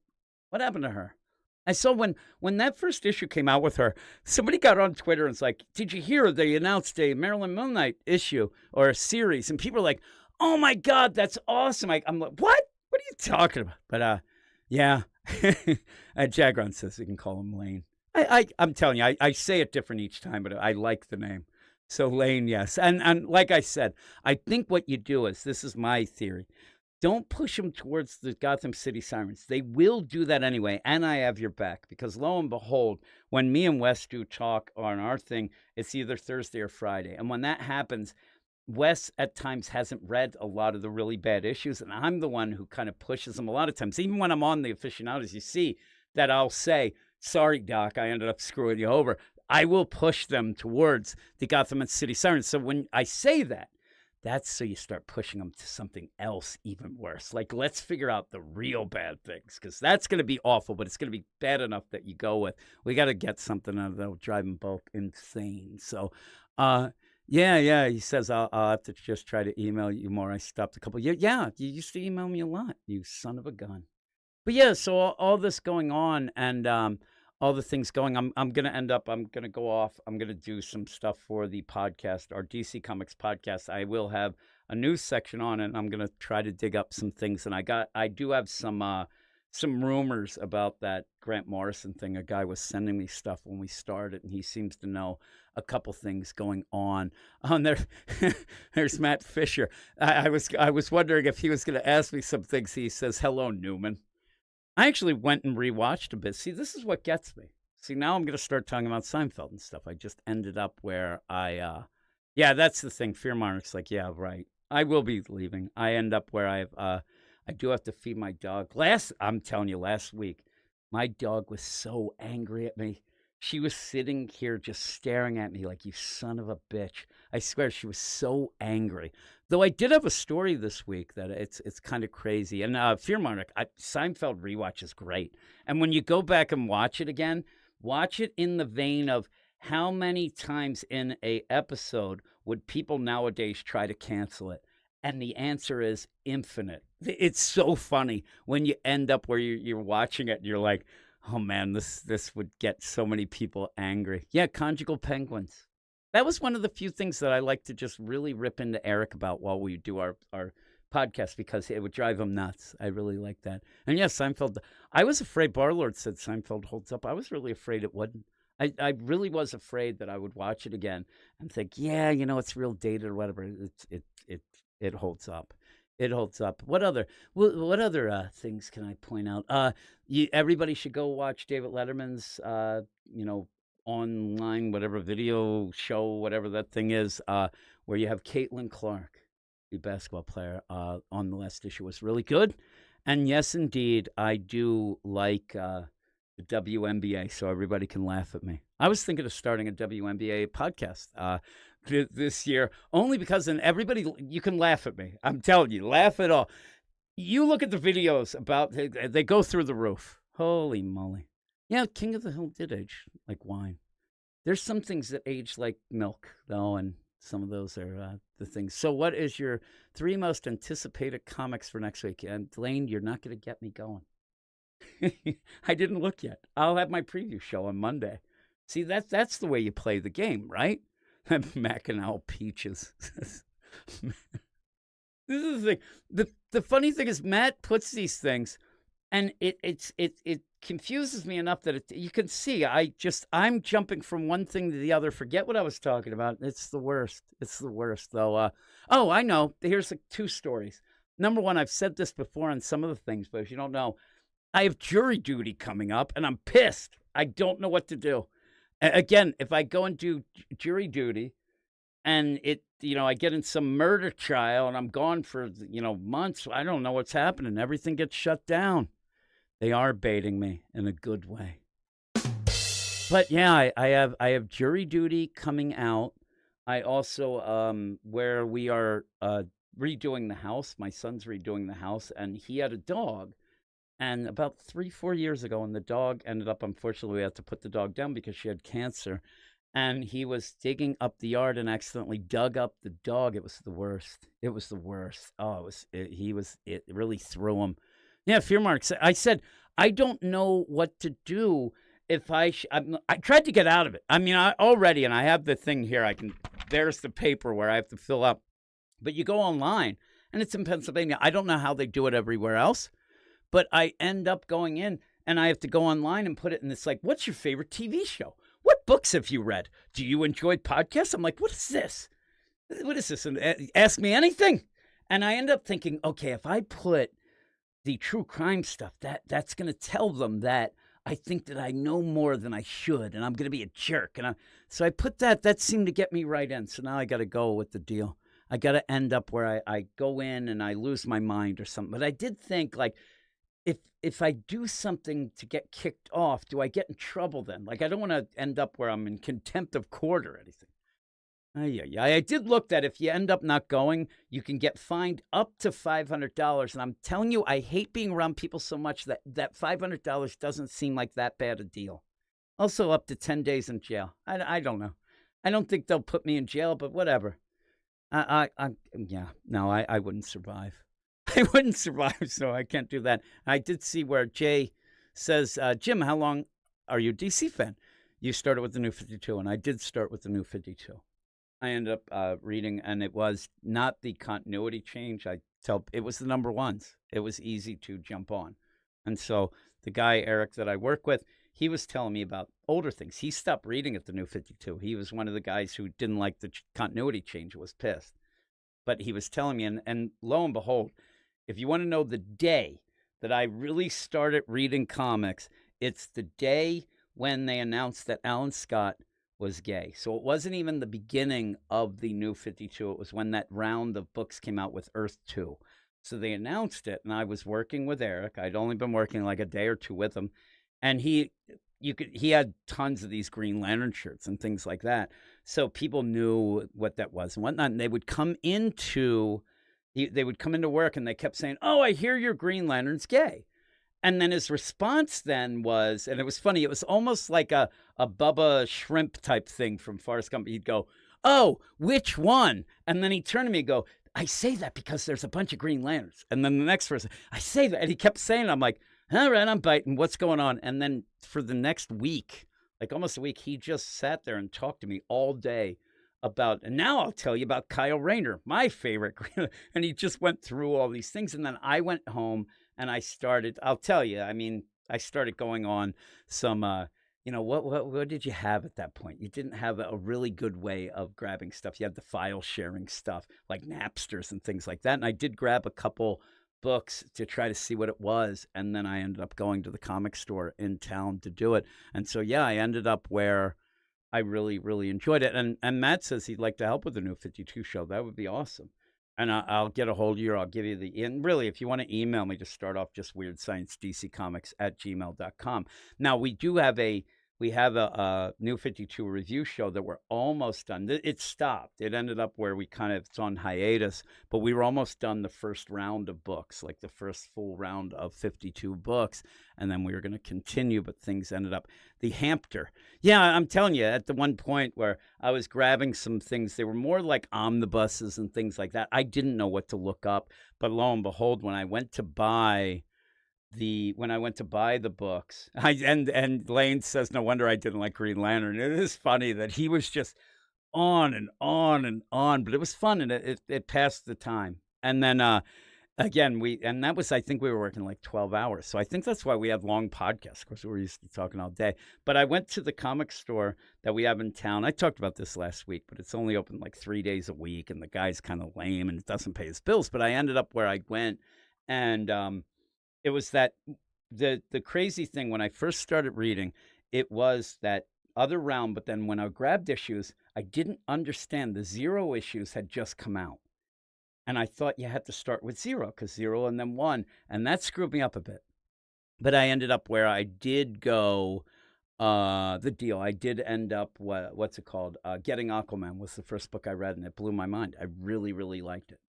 And that's a pretty good book to start with. My second was Frankenstein, Agent of Shade.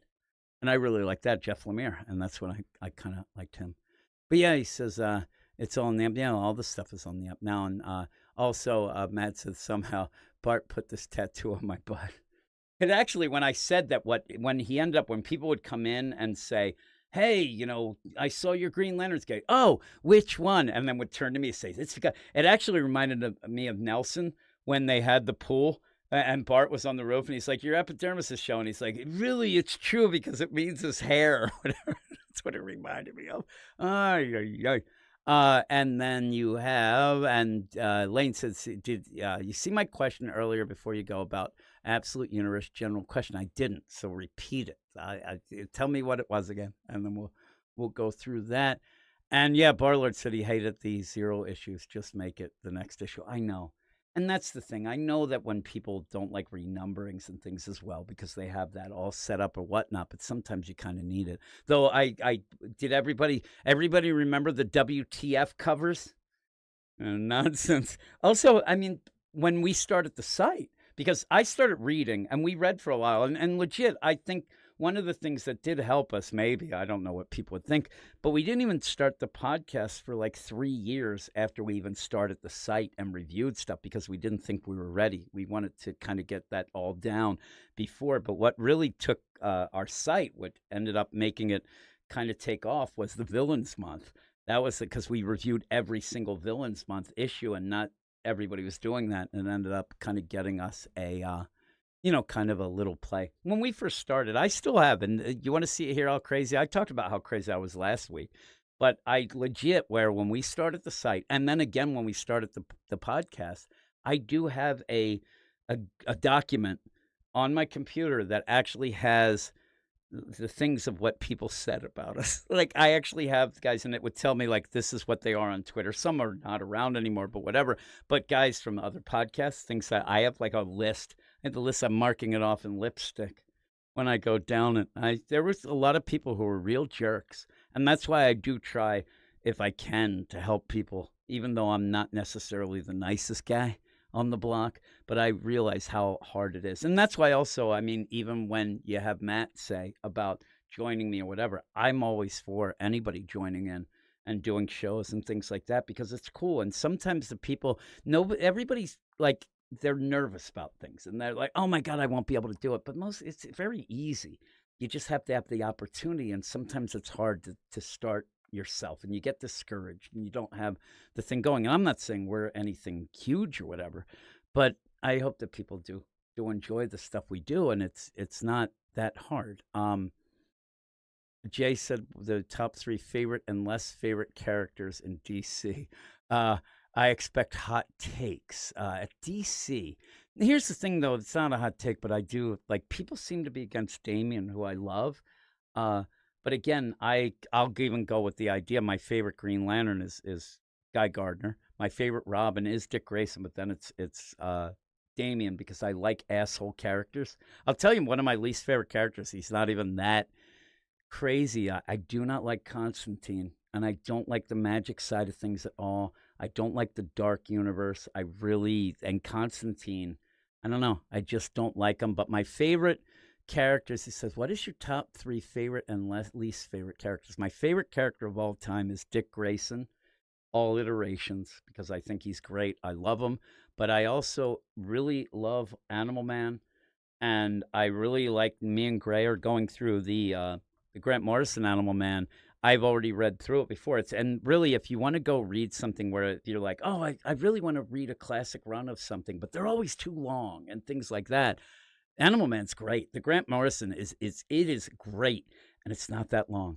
It's only 20-some issues, and you end up really getting your mind blown throughout. But I really like Animal Man, and I want an Animal Man book. But actually, in that, as an aside, I love Maxine, his daughter, so much, and she's the real avatar, all that stuff. But I'm trying to think of some other characters that ends up. And Tempest Fuginot is the worst. When we were talking about the idea where Sideways, Tempest Fuginot kept coming in and being a crazy and whatnot, and really go, and then he got killed. But I'm trying to think. So other characters that I really like. Okay, here's the hot take. One of my favorite characters is Harley Quinn, and she's written horribly, so everybody hates her. And I ended up saying at least a year ago, Harley has to go away. When Punchline came out and everybody jumped on Punchline, that's when I said, you got to get Harley out of here. She's oversaturated. Nobody likes her anymore. You have to get rid of her until people beg to have her come back. But I love Harley, but I like Harley where she's goofy, but she is very smart. And I like when you combine those two. And one of the big things that I liked was the Sean Ryan, I believe, new Suicide Squad. That Harley was great. And it ends up where, even at the end of that, I ended up in our review, and he reached out and said, thank you for understanding, because I said at that point, I like Harley when she's written as a character, not a caricature. And he thought that I blew his mind that day. I blew minds that day, people. Barbados. Ay, ay, ay. And yeah, Harley Quinn. But she also is meant to be a villain. And again, you can go where I like the idea where she is a villain who desperately wants to be a hero, but just can't get there because she gets in her own way. I think that's the perfect deal. I don't necessarily need her with Joker, but I like the idea where she always thinks that she's doing the right thing and always does it in a wrong way that ends up backfiring. And Legendary Beast Joker 1/3 statue. I think you would like how the statue looks. I actually, somebody sent me a deal, and I'm still trying now. Jay says Superman or Batman, and in that I actually like Superman more. I'll tell you, it's weird, and I don't know if people go with this. If you're a sports fan, there's the times where you have your team, and I'll go with the Eagles right now. My Eagles, like Jalen Hurts, is not my favorite player. He's like above that, and he's not even there yet. I'll go with where I'll go classic, old school hockey. When I love the Penguins and I watched them all the time, this is 90s, late 80s, 90s, whatnot. Mario Lemieux wasn't my favorite player because he was beyond that. He's like the Superman. Superman is there, so everybody should love Superman. So I like my favorite character is somebody else. Or like Batman, I'm more of a fan of Dick Grayson, but it's because Batman's kind of above that level. So is Wonder Woman. The Trinity in my mind is that, where those are the three characters that you should be in awe of, kind of, and then you get your favorites of the others. I always played that. Trying to think of my other characters that I like. I'll tell you, I mentioned before at Marvel, some of my favorites are Gabby. I love Gabby. I know people hate her. And again, some of these characters that I'm going to say that I like, the problem is they kind of got commandeered by other people and ended up kind of being a symbol for things that weren't them, and kind of got, elevated things. But I really do like the character of Miss Marvel, Kamala Khan, just not written well. I really like Moon Girl and Devil Dinosaur. But they're just not written well. And Gabby had the problem too for a bit in that New Mutants book by what's her name? It's just bad. But Gabby's great. This is the thing too.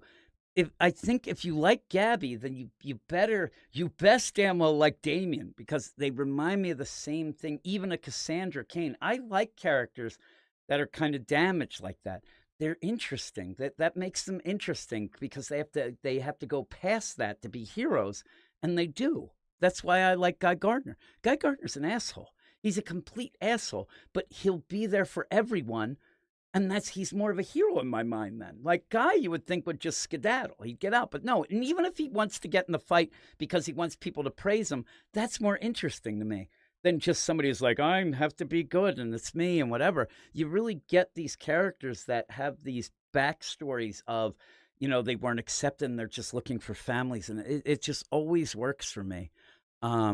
He says, oh, my sugar is 50 and my cat throw up everywhere. Yeah, actually, another character that I like is Tanya Spears' Power Girl, where you had her and the last thing I think we saw her in was in the Deathstroke book, where she was part of that Stroke Squad. And then she disappeared. She ended up going in that riff, and then we saw her in the future. And it's funny, in the future, her name was Powerhouse, and then they gave that name to Naomi, like jerks. But I like her a lot. I like Jess Chambers too. I actually, and also I'm more of a Barry guy than a Wally, but it's because when I started, that really goes by who's the Flash when you start. I think in my mind, I really love Aquaman. Man, let's just go down the list. I really like that guy. I like that guy. I like Connor, and not Connor Kent, but I do like Connor Kent. But I don't have a lot of connection with Connor. I like Connor Hawke a lot, and that was one of the few characters that even while I was doing things, I went and read some stuff in the past and really, really enjoyed it. Also, again, hot take is I really, really like Simon Baz. I think he's interesting. It's just, again, he gets pushed to the side. I like Jet. I like a lot of them. Hourman, I do like. I do like Hourman.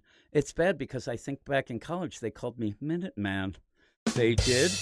Some of the things, though, I don't really love. Oh, yeah, and Brandon said he skimmed Detective. Yeah, it's bad.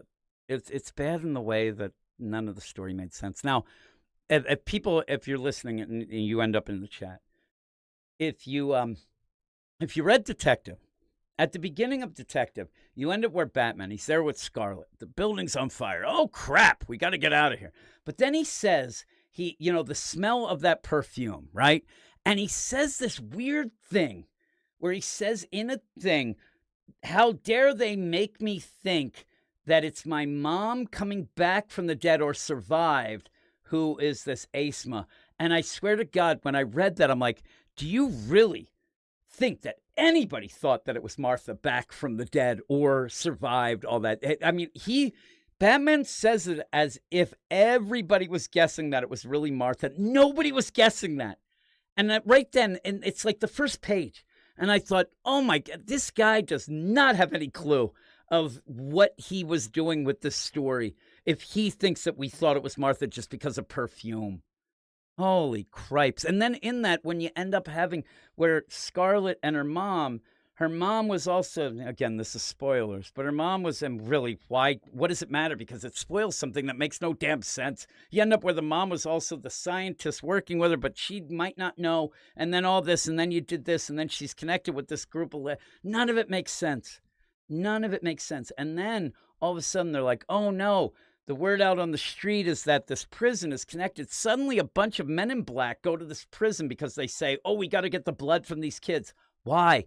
Did we ever establish why they needed those kids? Some people are speculating, oh, these are bad kids, so maybe the adrenaline's never anything. And just think of that. What we got from this was that they were just injecting teenage blood into Bruce, and it made him able to do things. And at the end, the best is the big reveal. The big reveal is Blade's in the book, because it looks like Blade at the end. And I swear to God, all this is that you're trying to make a modern techno gene splicing vampire story with this blood and that guy. And it looks ridiculous. And what is going on with it? And Brandon said, what is the purpose of Joe Chill? It was just to get people all fired up. Scarlet at the end, the best too is at the end. Scarlet should be in jail for a long time. Bruce just goes, you didn't do anything. What you say? She did a lot. She was doing things. I thought that she was being blackmailed to keep her mom alive with that elixir thing, but it wasn't.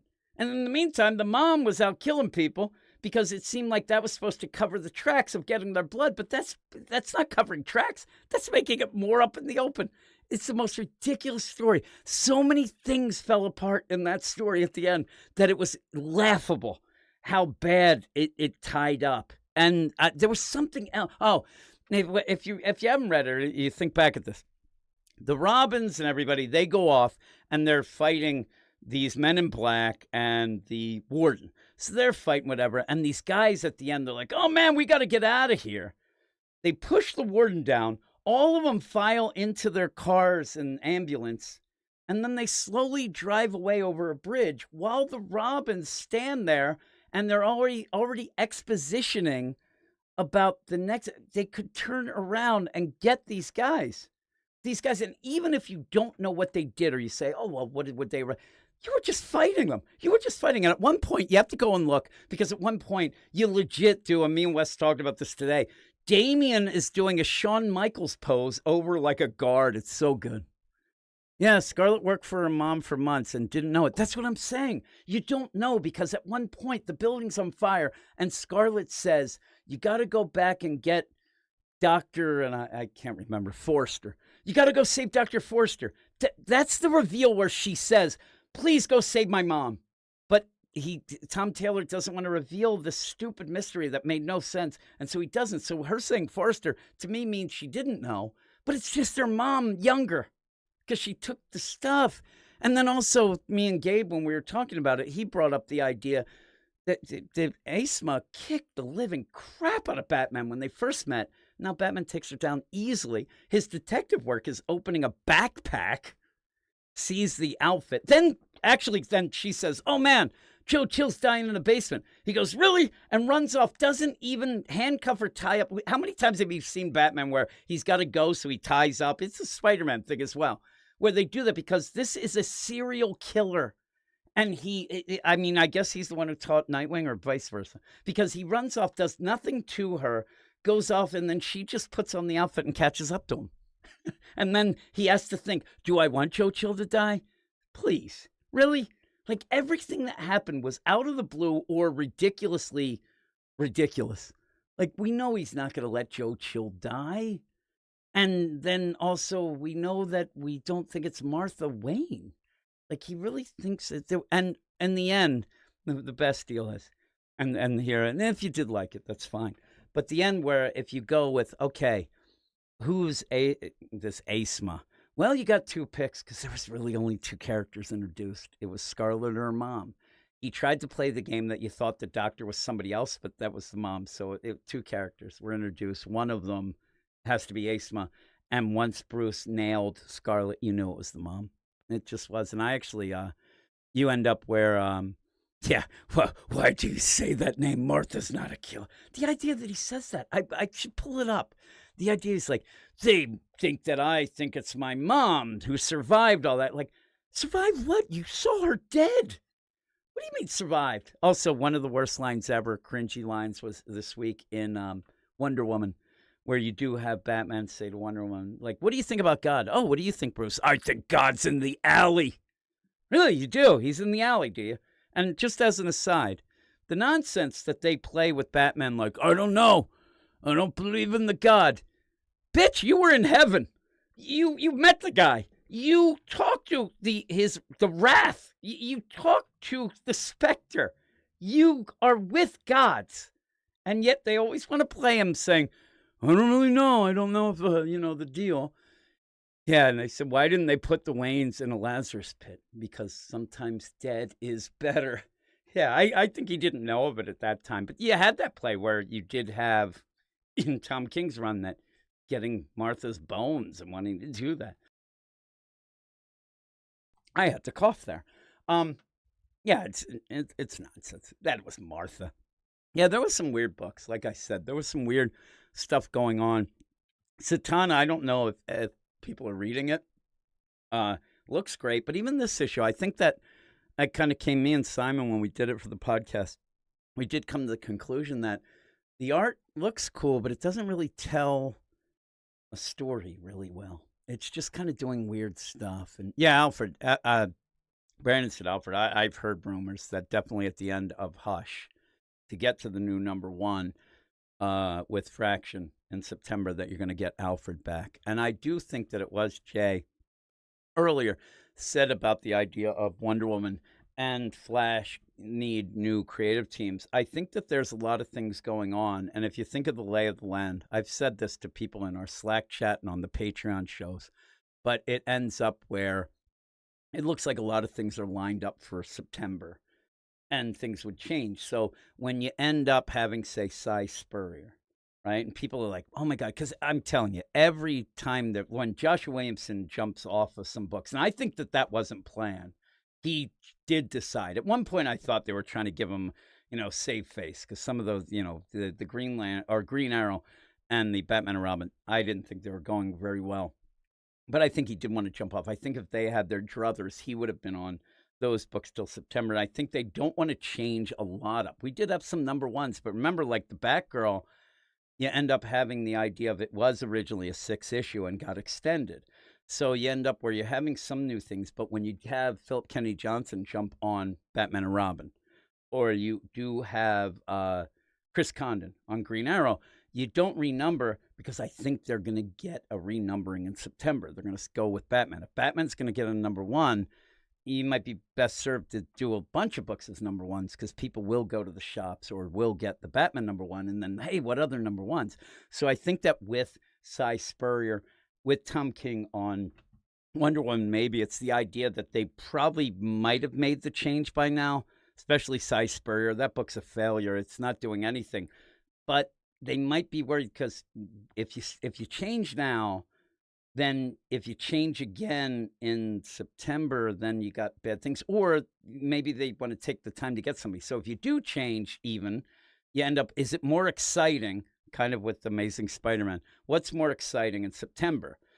Having the same person on again, just get a new #1, or wait, have people deal with this Cy Spurrier bullcrap and then get a real big deal of, oh, finally, we got a new #1 with a new creative team. And I think that's what a lot of these are doing. So some of the books, like a Flash, I think are kind of just placeholders, like, say, with Cy Spurrier right now.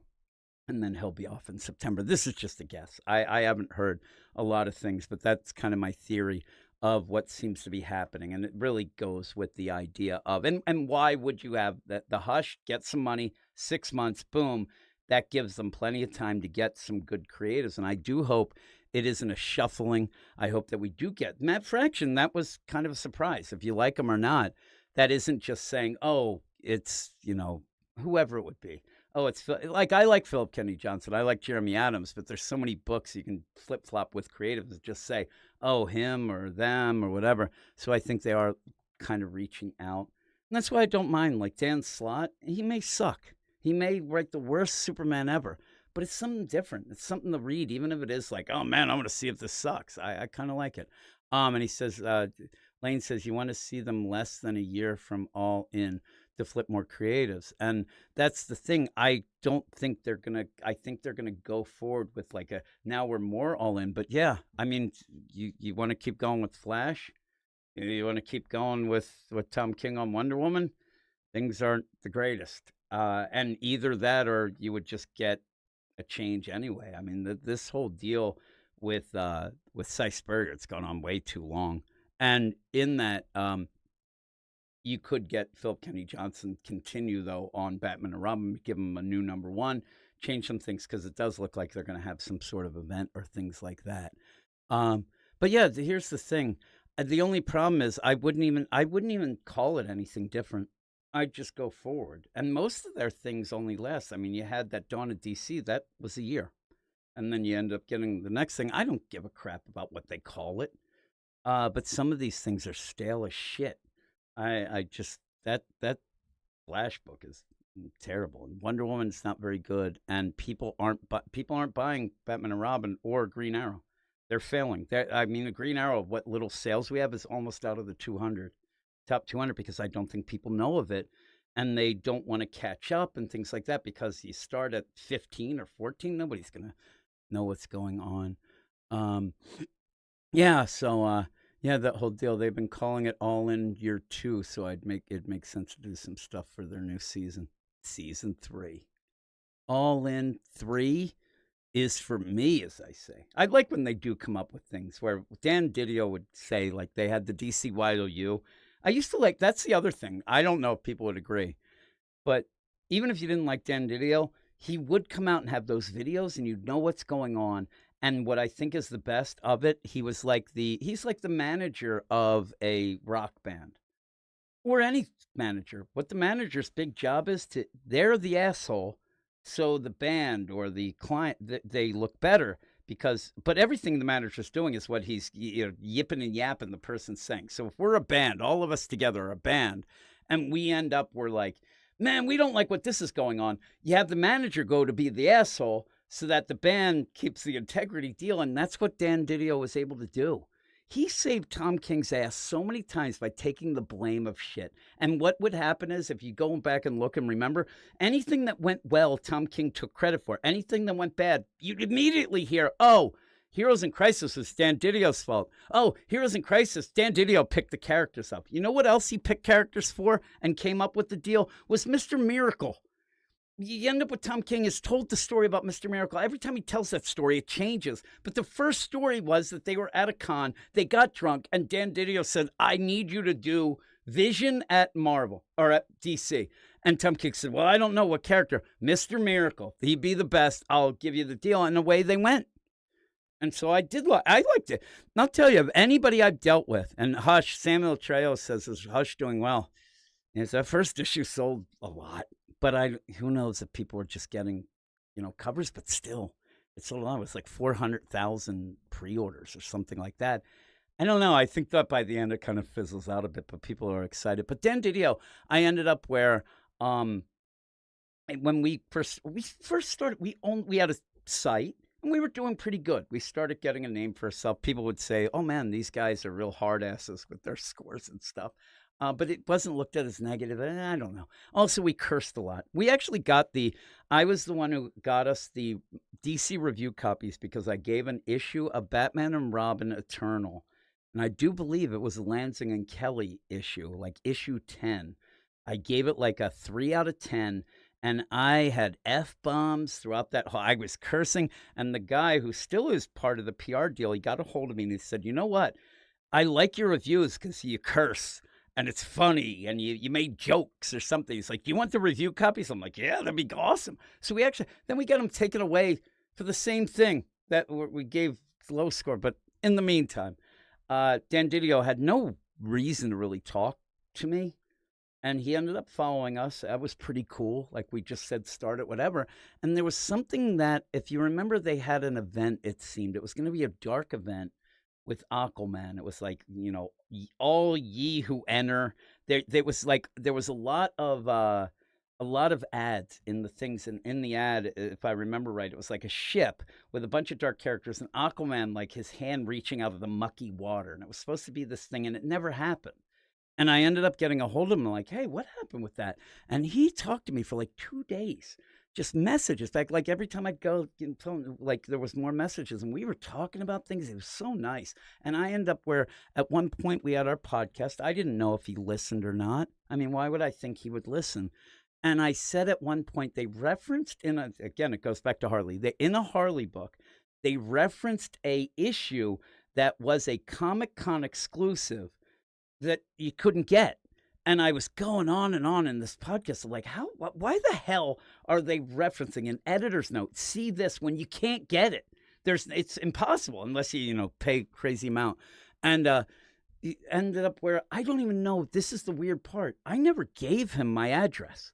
He must have looked like 2 weeks later. I ended up getting a box from DC that legit had like 10 of these issues of Harley. And in the note from him, a personally written note that said, hey, if anybody asks about it or whatever, give them away, send them to you. But here it is so you can read it and shut your mouth. And I was like, that is the best. It was so cool. I ended up at that. I'm telling you, at that point, I'm like, that's a pretty decent guy. I mean, I know that he had some issues and supposedly bullied some people and stuff like that. But overall, he ended up having what was at least a vision. And when they fired him, they didn't have anything. And then they tried to use his stuff. They basically, it seemed, went into his, file cabinet. Hey, this says something about this. Remember the 5G stuff? And 5G stuff just became future state. But it was not what it was. And again, I wish that we could do two things of my wishes. It's great. I'm wishing things, and the big wishes I have are these comic things. I'm not wishing for world peace. Like, I'm a piece of crap. What I think about at DC, if we go back and no delays with Doomsday Clock, I mean, we'd be in such a different landscape right now.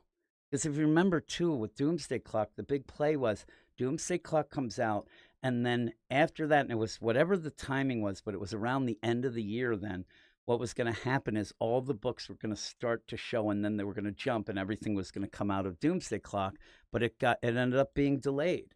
And the other thing was, whether or not this would be good or not, I'd love to do like the multiverse experiment just to see what would have happened if we got 5G. And remember, 5G is the 5th generation. That's the new, but you also had the other generations where you'd have a whole line of Silver Age books, Golden Age, and things like that. I thought that I mean, it's a weird play, but I don't know. It might have been cool. But oh my God. I'm telling you, I ended up getting a laugh from Jeff Johns because at one point there was such a delay between issues that I ended up where this is like one of my shining moments on Twitter. I have 2 shining moments on Twitter, DC-wise. This one where you end up, Jeff Johns is like, the issue's coming out, I promise. And I got a picture, and it was like the guys working on the girders in New York City in the 20s. And one of them did look like he had a comic. I'm like, that's me reading the last issue. That's how much it was delayed. He got a kick. But the other one was, I thought this was the best. And Eric gets mad because I know he knew it was clever. But when Bendis said that the idea of Tim Drake, he was going to be Drake. He was going to go. First off, when we had the podcast, I thought the funniest thing is he's calling Tim Drake. And then the next week he looks and Drake is trending. And this asshole thinks that it's Tim Drake, not Drake. And he's yelling to his wife, I told you it's trending. But my big play was everybody was losing their mind. I said, this is fine. Because what you get here is you get Drake as Tim Drake. That's only because they want to set up Damian as being Little Wayne. And boy, I got a lot of retweets. That was my favorite. I hope that played out well. It was my deal. Or like some of the times I just yell at people. It was kind of funny. But yeah, that Doomsday Clock, holy moly. I think Gary Frank might block me because I was bitching about the delays. Yeah, Little Wayne. I thought that was so good. I'm telling you, I thought like I don't get any more clever than that. I've now reached the Mount Everest of my cleverness, and I'm done. I retire. I thought it was good. Johns, yeah, 3 Jokers. It's weird. Eric ended up giving we didn't the one year, the Three Jokers year came out, we actually didn't have a year-end best of because there weren't a lot of great books. We were really struggling. His favorite book that year was Three Jokers. Later, he went back and reread it, and he's like, "Yeah, it's not that great." So that was tough. Yeah, I still like Jeff Johns. The Ghost Machine stuff's great, and people at least are back to at least going. And yeah, and then you get the Chip and stuff like that. And again, Chip Zdarsky, I really like, but that Batman was bad. He said, "Did you read Blackhawk's New 52?" Yeah, it was bad. It was really bad. But again, that's like one of the ones like Men of War, I think the one was, and G.I. Robot and things like that. I didn't expect them to be good, but I still think one of the worst New 52 books was Stormwatch because they tried to change things. And then at the very end, like the last issue, you kind of got Stormwatch back, and it was too late. And Lobo was on the book. But I end up where I like a lot of New 52. I am going to do the thing where I'm going to do at least some video. I keep saying these. I just need some time with all the stuff I'm doing. And Dirty Songs, they do not write themselves, I'll tell you. I ended up where I got a community strike for a thumbnail that's bullcrap. And I appealed it, and I'm still mad. I think I talked about it last week. I'm still angry about that. I'm so upset. He says, Jim, Brandon asked, do you ever see these absolute characters on a team together? I hope that, but the thing is, you end up where you get Matt Fisher's like Stormwatch. Oh, it was rough. Birds of Prey was really bad too. I don't know. They better all kick. I'm telling you, when you end up where Doomsday comes back, Omega Energy, what you do is punt Twi'lek babies at Doomsday. It'll throw him off. He won't know what to do. Telling you, next week you'll see Martian Manhunter. John Johns yells at a baby. Pretty funny. Still wacky.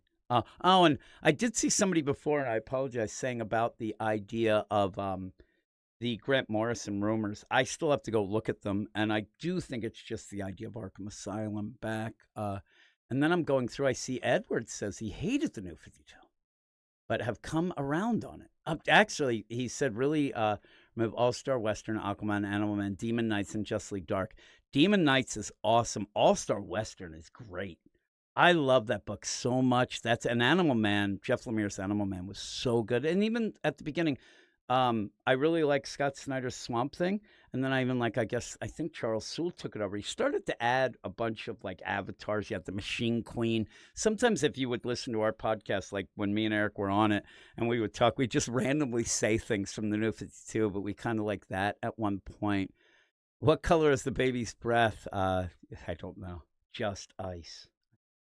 And actually with the thing too, with the play of the baby, I actually was even more excited that DJ ended up getting squashed because that guy seemed like a jerk. Yeah, and the absolute characters, the thing is, I don't know. And if they do the way that they seem to be talking, I don't know why they're rushing to get this combined with other things. I'd say about it in some of the thing, I think maybe on our Patreon Spotlight. But it was the idea. At one point, I would have thought, well, you want to combine it with the regular universe because you want to push the absolute. Now I think the opposite. I think they're actually like, man, we got to get this hype back into the red. But it doesn't hype it. It waters it down. It makes it not as good. I just want a couple years of this. I'm telling you, the thing that I don't care the most about with the Ultimate stuff at Marvel is the Maker. I don't care. I know it's the next phase of the story, but I don't even think that many people read the lead-in books. I'm still convinced that almost 90% of the people who really like the Ultimate stuff still were people who weren't involved, and they said, I don't want to get involved. This seems nonsense. It's doing a thing again. Because I did hear that a lot. And the minute that they found out, oh, wait a minute, Mary, and I'm not saying this is anything wrong, because those intro books, Ultimate Evade, they were boring. So they end up where, oh my God, Peter and MJ, boom, they're in. That's what you needed. And now they're just going in this monthly deal for that, leading to it. Ay, ay, ay. Yeah. Oh, have I ever seen Jaws of Revenge? I have lived it. No, I have. I saw it. I saw it in the theater. It's bad. It's really bad, but it's kind of funny. It's kind of funny with that. Nah, we ended up starting up our pop culture podcast on the Patreon, but I think we might. I'm going to talk to Storko. I do it with. I do think that we might start maybe pick a night or something and do that as well. I really like doing live streams. I really like talking to people like this. I like just bullshitting and stuff. I don't know that it's the greatest. I really would like to think that people who come in later for the live stream, they hear that end theme and they skedaddle because they know craziness. Again, I'm now talking for 2 hours. I do like it. I like talking and stuff. And he says, it's amazing. And what he's saying is my new wardrobe. Thank you, Matt. It is. I just bought a new pair of shorts and hoodie is what I did. That's what I'm wearing to the jury duty. Yeah, Jaws the Revenge is crazy. It's so funny. Not my favorite movie, but I still like it. My favorite, I'm telling you, I end up with Wes. I argued about the deal between Bloodsport and Roadhouse. I think Roadhouse might be the better movie, but I think that Bloodsport's the best movie. I love Bloodsport so much. I think it's just the greatest. And says, am I going to the Dallas Con Lane? I'm not. I am not going. I end up where there's a lot of crazy stuff going on in the household. Originally, I was planning on going, but it kind of fell through. And what's going on? My wife is kind of commuting points into. I live outside of Philadelphia, but she's commuting to Delaware a lot to a hospital that she has to do some stuff in. My one son's going into the Army. The other thing, the house is being done, and I'm also watching our dogs. So there's a lot of things going. I would have liked it. Yeah, and then Brandon said he's going to listen to the Hot or Not. I ended up where in the Hot or Not, we come up with a pimp name. But we are talking. I was going through, and me and Wes were trying to figure out the ways that I could get out of jury duty, and a lot of it ends up me being a persona of a pimp that I go in and start yelling at people. We have that. We were talking about other things. I do yell at them a lot this week. It was fun. And says, I was really wanting to meet everyone in Perch as well, says Lane. Yeah, I end up talking to a lot of people. I end up I think Josh is going to be there because I think that, and Josh is one of my favorite guys. I love Josh. And me and Josh, I ended up meeting Josh online doing reviews, and we kind of became kind of friends a little. And then just more knowing him, I really, really like him. Actually, there's not really anybody on it. And just to tell people, I think Dylan is awesome. And the joke of me saying, I did get mad at him when we were talking at the end of the set. He explained to me, I was pissed. And if we were in a room together, I might have punched him. He might have beaten me. He's a thin guy, though. I might have been able to take him. But the idea, too, yeah, I'm going to say I'm a felon. But yeah, I love Dylan. I actually was thinking this week, I was almost going to ask Dylan if he wanted to talk about the Superman special. But I don't know. Sometimes I don't get the idea that he might like me. But I do like him a lot. I love Sully. I love Yule. I like when Yule's on because he brings the stuff with the comic shop. I think is really great. And also, just to let everybody know of what's going down and whatnot, is a lot of people, and I have had people, because I'm one who has made a stand at one point saying I don't really get involved in the comic book fight thing, that I end up in the middle. That there's a lot of things that go on because I say I like Gabby, all of a sudden somebody will call me a catchphrase. He's an SJW or whatever. And then I'll go, oh man, I like this. And now all of a sudden, or I talk to Wes, now I'm this. And I said, I don't get involved in that. But I have actually lost people on our Patreon because I end up going on the aficionados. And it was almost like they were trying to hold me hostage, saying, listen, these people are people.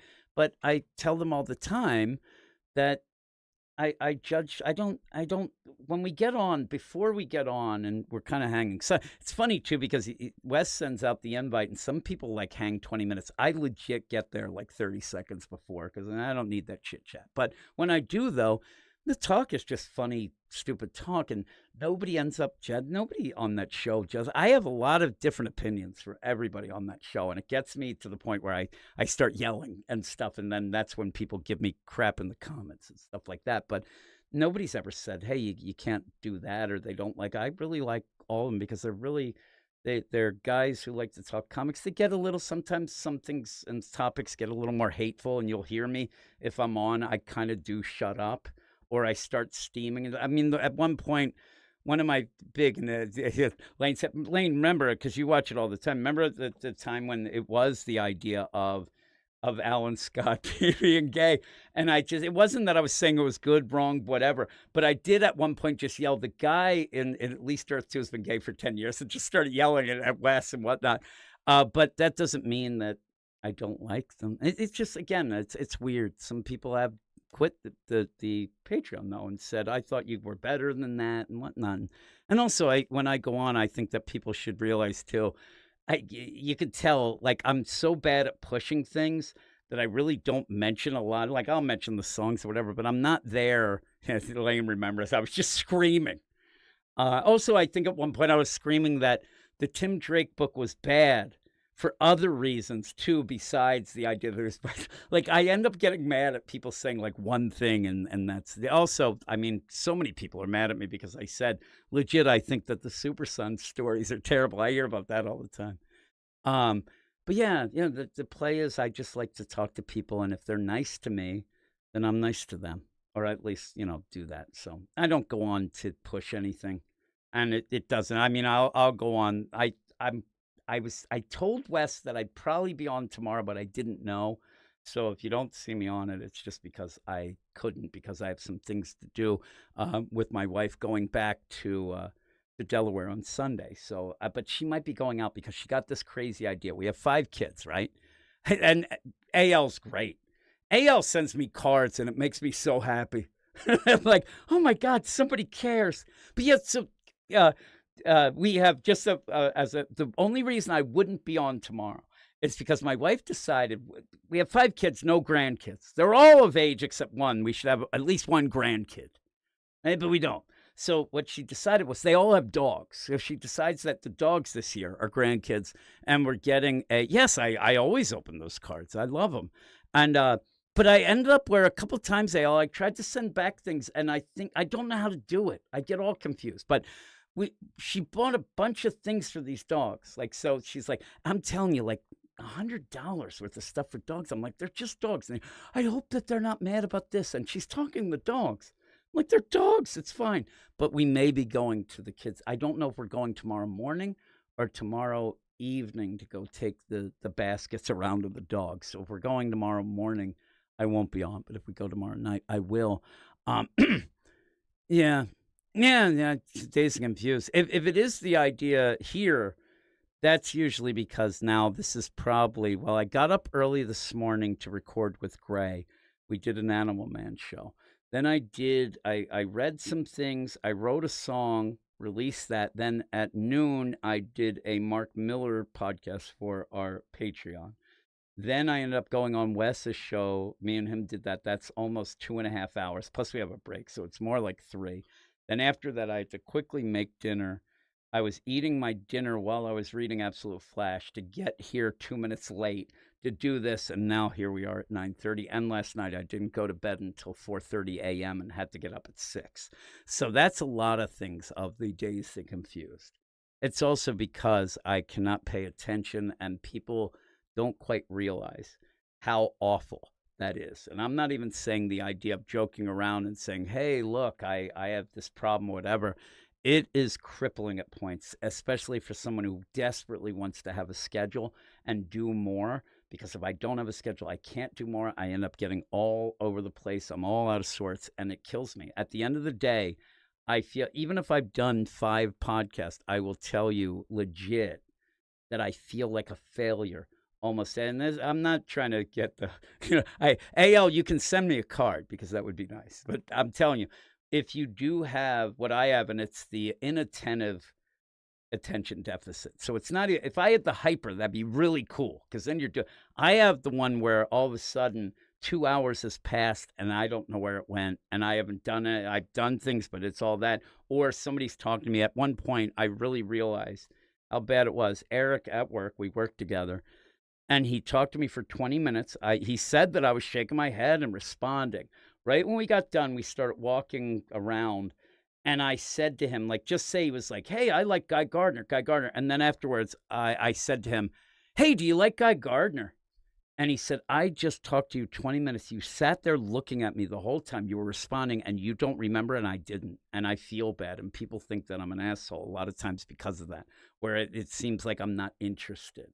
And that's one of the problems where when people do end up, giving me shit in the comments, and I joke about it. But the shit is that I do end up interrupting a lot of times. But the problem is I'm not interrupting because, yeah, and it says it's the worst. Joseph Wolf says he has the same thing. It's one of those where a lot of people roll their eyes.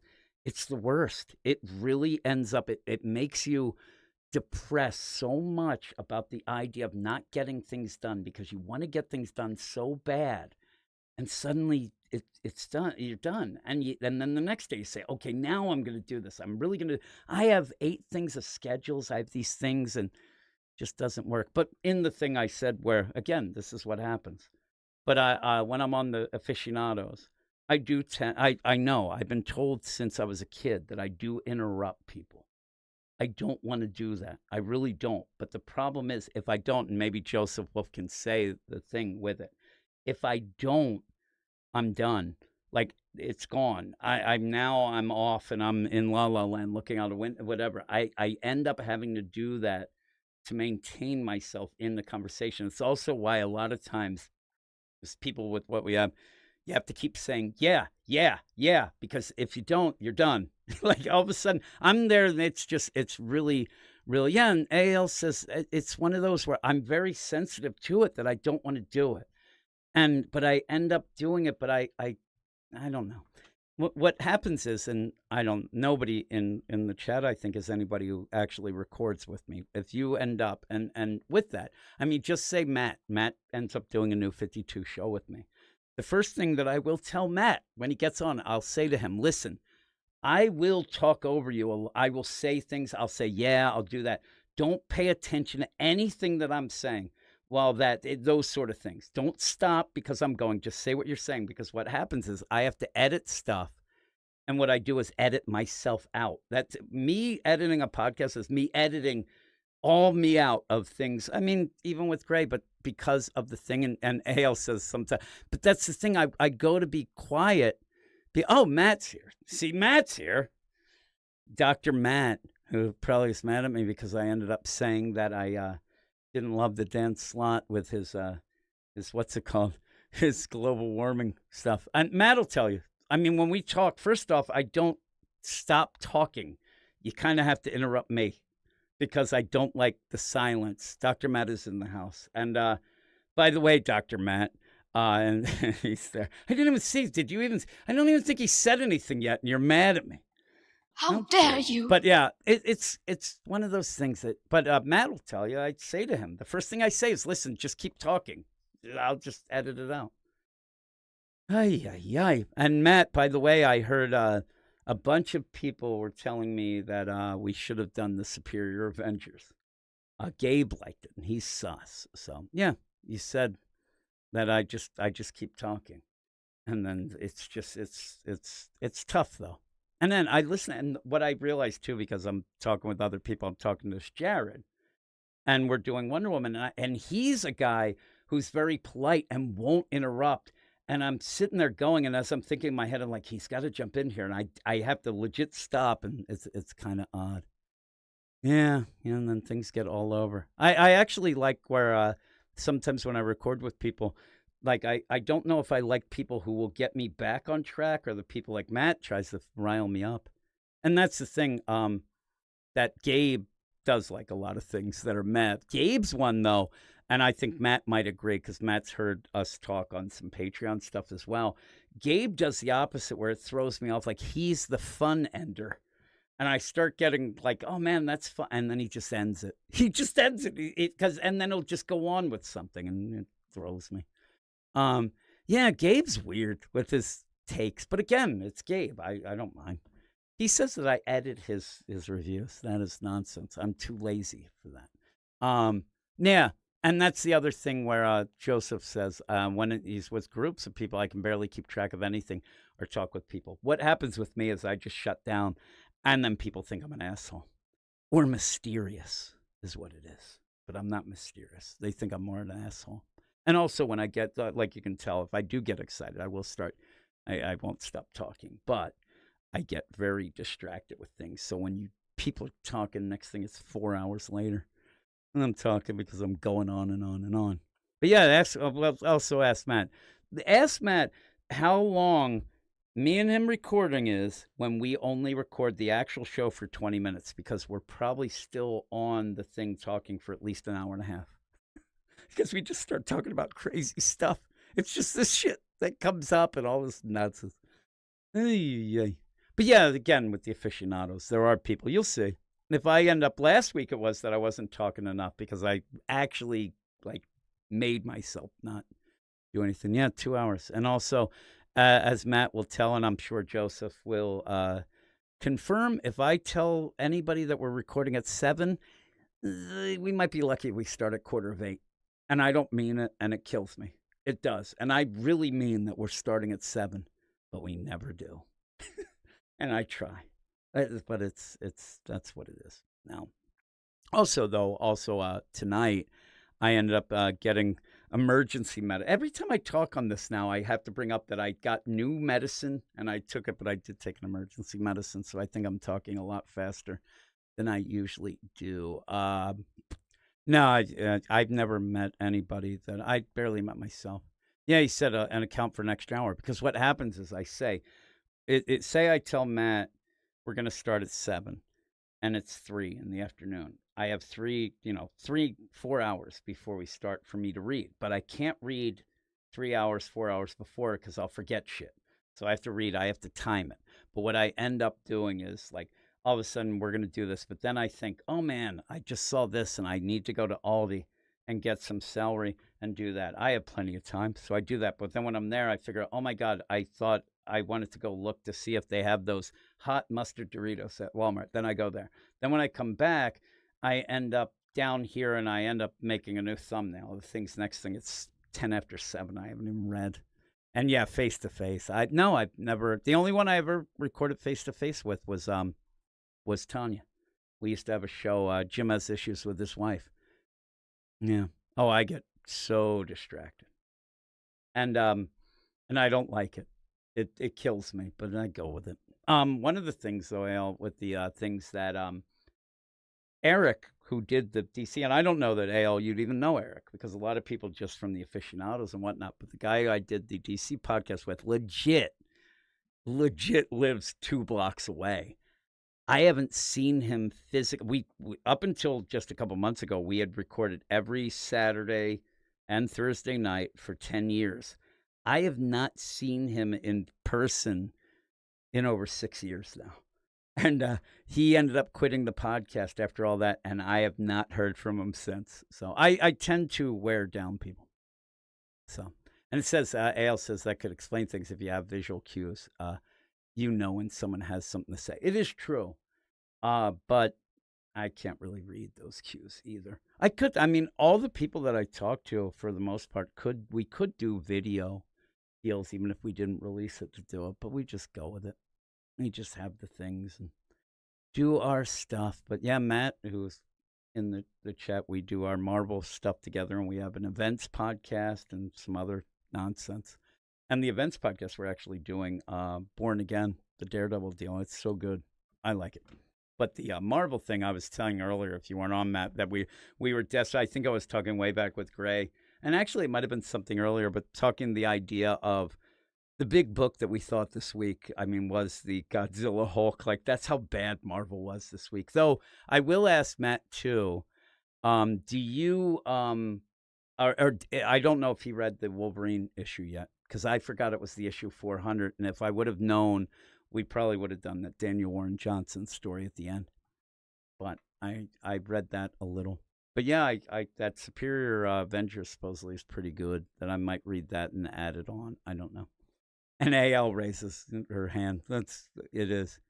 Yeah, no, I'm not talking about the actual issue, because that adamantine stuff is bull crap. I'm more talking about the that Daniel Warren Johnson thing looked good. But yeah, but that's it. Now I'm getting that's the other thing that I wonder if Joseph has the problem too. And there's Joseph. No, and I'm going to read. He said the TMNT. I'm going to read that. I'm actually going to read the TMNT issue, I think, tonight. Matt says he's going to read some stuff tonight as well. Boy, I paged through that TMNT deal, and it looked great. And I saw Rocksteady and Bebop. That Juan Ferrer is awesome. He is so good. This is the thing. The adamantium. I'm telling you, Lane, the idea of hot claws is bad enough for me, but that adamantine, I don't even like saying it. It sounds like a milk drink. AL said found volume 1 George Perez Wonder Woman for $5. That's awesome. Now that has anything to do with anything right now, but that's pretty good. It's funny when I jumped on to do some things, I ended up asking a lot of people like, "Hey, what should I read and whatnot?" And I remember at the point I did go to read the George Perez Wonder Woman stuff, and it was like one of the first deal, and I couldn't get through it. It was so weird. I eventually went back and read a bunch of things and really liked it, especially during the shutdown. Because that's the other thing that I realized and people don't talk about, like when you have a podcast and you have a shutdown and there's no comics, we were really scrambling for things. And we ended up doing a lot of the classic things. And what I was thinking is we did a lot of like really big classic stories then. And maybe I should grab those together and like kind of put them on YouTube, like as a collected deal, because it was pretty fun. We went like every character. We had polls and stuff. We had a bunch of crazy stuff. We were working the poll, and all that. But yeah, that is pretty cool. A George Perez deal. A little better than Tom King's Wonder Woman. That is not great. My cousin knew George Perez. She introduced me to his widow. She called him Uncle George. That's cool. Yeah, that's cool. And then I'm trying to get through the Blue Superman stuff. It's rough, says Dungeon Crawler Carl. I end up where I talk to Guy Tom on the podcast, who's a really nice guy. He ends up, once and Matt's going to bed, I will talk to you on Sunday, I would believe. Or we're doing some things. And Tom actually wants to do a podcast of the Triangle era Superman. He wants to start at the beginning of that. So we might do that. I'm always up for things. I like adding crazy podcasts. Do you need to know what happened on Wolverine 1 to 700 to follow 400? Here's the thing, Sam.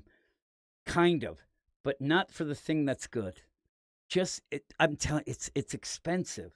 But the Daniel Warren Johnson story is so good. And it's so cool, but I don't know if it's worth $8. The other stuff the other stuff, and it drives me nuts. I understand that you kind of want to get the thing, but when you ever, and Joseph, I'll tell you some stories in a minute. When you end up where you're reading something and then you get a 400, this should be a classic deal. Don't continue the adamantine story. And then the second story is a story about the kid who was a Wendigo because he ate his best friend. Who needs that for a 400? Put that aside for 1 month and tell some classic stories. Get some of the old creators back. Do all that. Have a celebration. 400 is pretty crazy. And I wish that I could tell you, but I don't think that I would ever tell you that you should get that 400. But if you can get it in a way, wink, wink, that you just want to read that Daniel Warren Johnson, or if you really like Daniel Warren Johnson, when you get it, maybe it is worth it to you. It's really cool. But the front 2/3 of it is more of the run, and it's not great. Said it reminds me of how I felt with Daredevil with Saladin Ahmed when he was telling the 7 deadly sins. It got boring. This adamantine, it's not hitting. It's like trying to make fetch work. It's not working. Get out of there and do something new. But Joseph Wolf says, have you ever fallen asleep while reading comics? Joseph, that happens on the reg. That happens every day, every other day. It happens all the time. And it's at the middle of the night. It's in the middle of the day. It's the morning. I just conk out. And then I wake up and I read still. It's bad. It always gets, and it's not even, I'll tell you again, when you have, or Joseph, when I'm saying this, I'm not even telling you all the comics were boring. It could be the most exciting. It just happens. It just happens. And it doesn't matter if things are like, you could have a jackhammer going next to me. My dad, when they didn't really realize what was happening, and then they did diagnose me with a bunch of stuff. But when it did happen, the big thing was my dad saying that legit, he would turn around at any time, and no matter where we were doing, I'd be asleep. Like we'd be in the car, I'd be laying on the floor asleep. We'd be, this is me as a little kid. But, I'd be in a cart being pushed through a grocery store. I'm asleep. I would just fall asleep. I'd get bored very easily and fall asleep. So,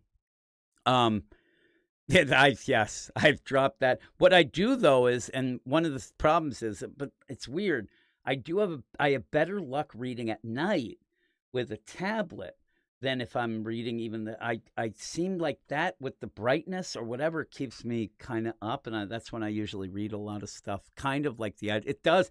That's the other thing. My dad and my mom, they didn't know what was wrong with me, so they did have me tested for a bunch of things. It was just me being bored, like very easily, and I do get. It's weird. Again, I know that this is like the deep cut of the ADHD stuff and but I end up where it's weird. Like I get bored, but I could be bored for 5 hours and not mind. It's just that I'm kind of out of it and whatnot, so I have to keep myself in.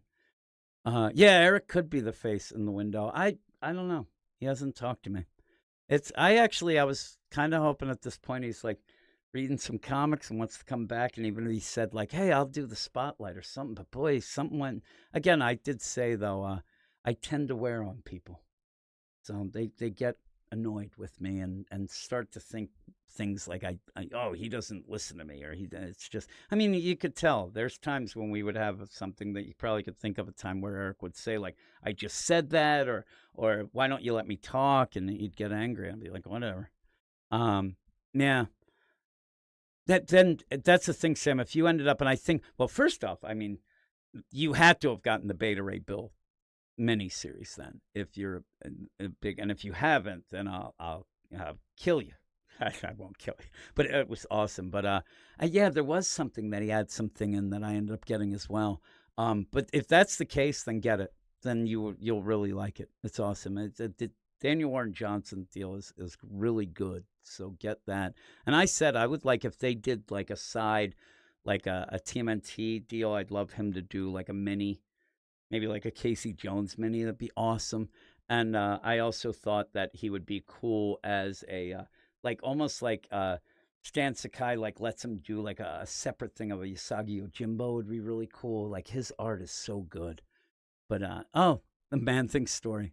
Kid Wendigo drawing comics depicting murder and cannibalism is the craziest thing ever. Again, me and Wes were talking today about it, and like, this guy ate his best friend. And they don't mention it. And he made comics about it. And they don't mention it's like, hey, buddy, you're good to go. Like, no, that doesn't make any sense. But yeah. But yeah, the Daniel Warren Johnson deal. And again, what else I want to read? I'm going to read Flash Gordon tonight. I am going to read. Where's my tablet? I have a bunch of things on there. Red Coat. Again, I said that before, but that looks really, really good. And I heard a lot of good things about it. And I feel bad if you are on Wes's the Thinking Critical Patreon and we have the Hot or Not. I never get to the indie comics. This is now when I go. Usually me and Wes record on Thursday, but recently because of the things I've had to record on Friday, but Friday night is usually my, all right, everything's kind of near done. I actually have the DC podcast. I have to edit it, but it's all recorded. And so I'll just read some stuff, and I read my indie stuff tonight and Saturday night. And yeah, Beta Ray Bill was really good.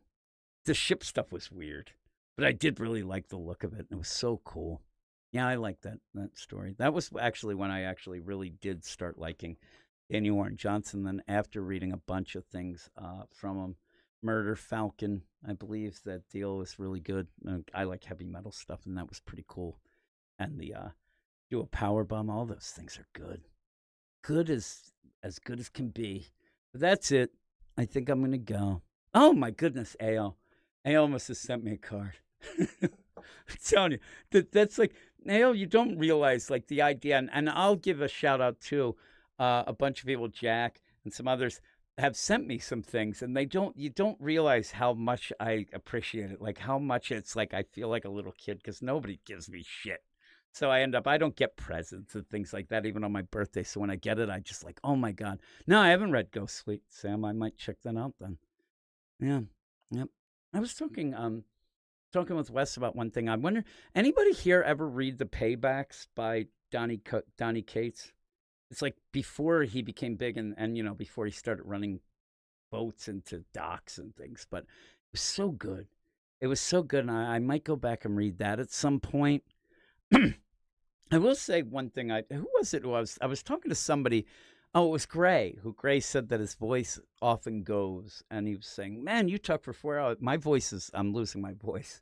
And there's been times where I've completely lost it, and we have to still record and whatnot. But Yeah. With that, oh, I'm gonna check things. Checking my email now because of AL. Uh, that's funny. I'm gonna get like something from a Nigerian prince.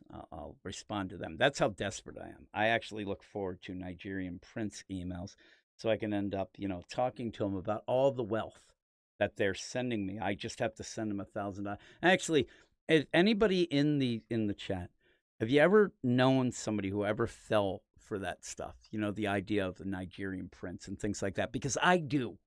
Me and Eric work with a girl who legit ended up doing that. Actually had the idea of, oh, I can't. She came in the next day from work and it's like, you guys are never going to believe this. I'm not even going to have to work because I ended up where this guy from Africa, this prince, he ended up where he has this money and it's tied up in customs.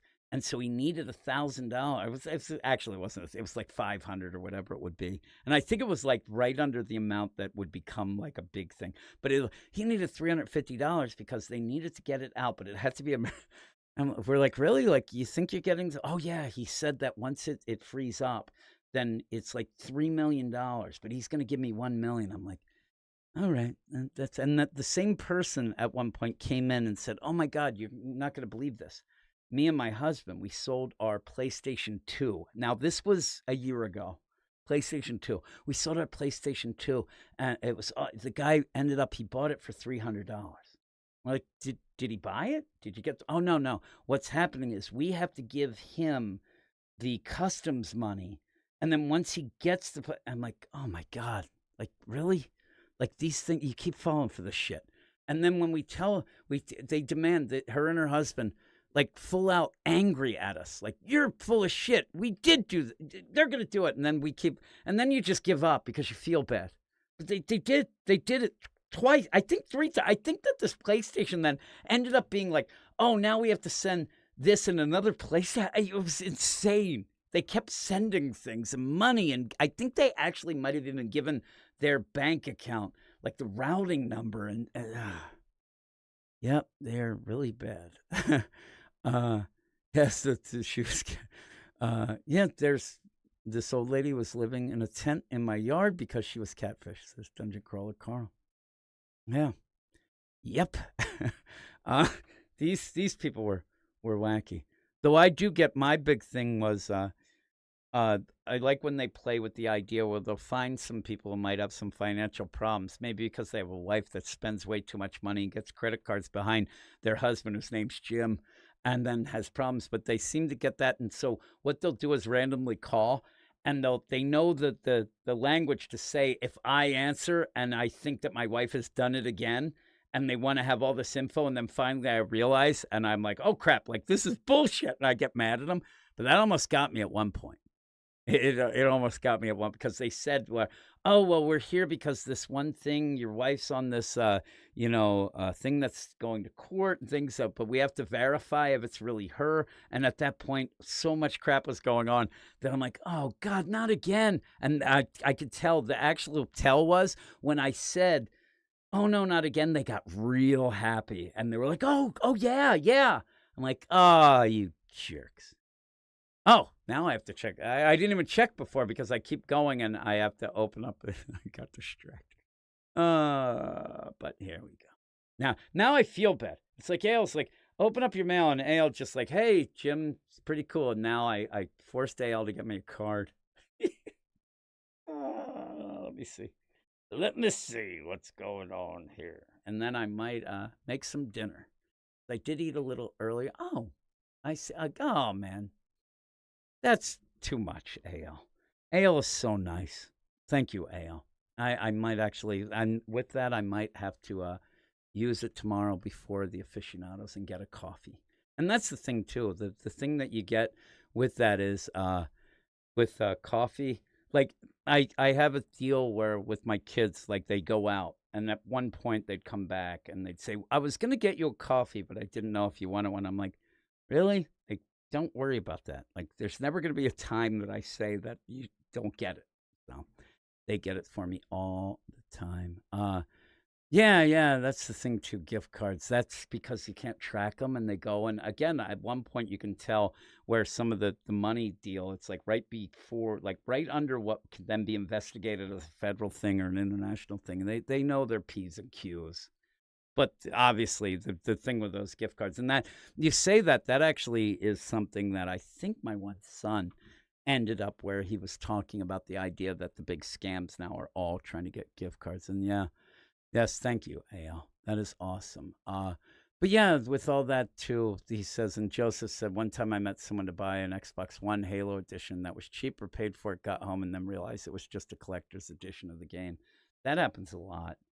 Um, I used to get bootleg anime and other movies from this guy. The funny thing, the guy's name was Ping, and he was, I think, yeah, I mean, I think he was from like Bangkok or it may be Malaysia, but wherever he was from, like it was a guy who it was kind of legit, but every so often you'd end up getting like I'd order. I remember the one of the big things I wanted to get Crouching Tiger, Hidden Dragon. It came out before in the I guess Malaysia or whatever where he got it. And so I ended up getting that. But then I got Spy Kids for my kids and that showed up and it was empty. And you couldn't get like you could get a hold of the guy it was weird.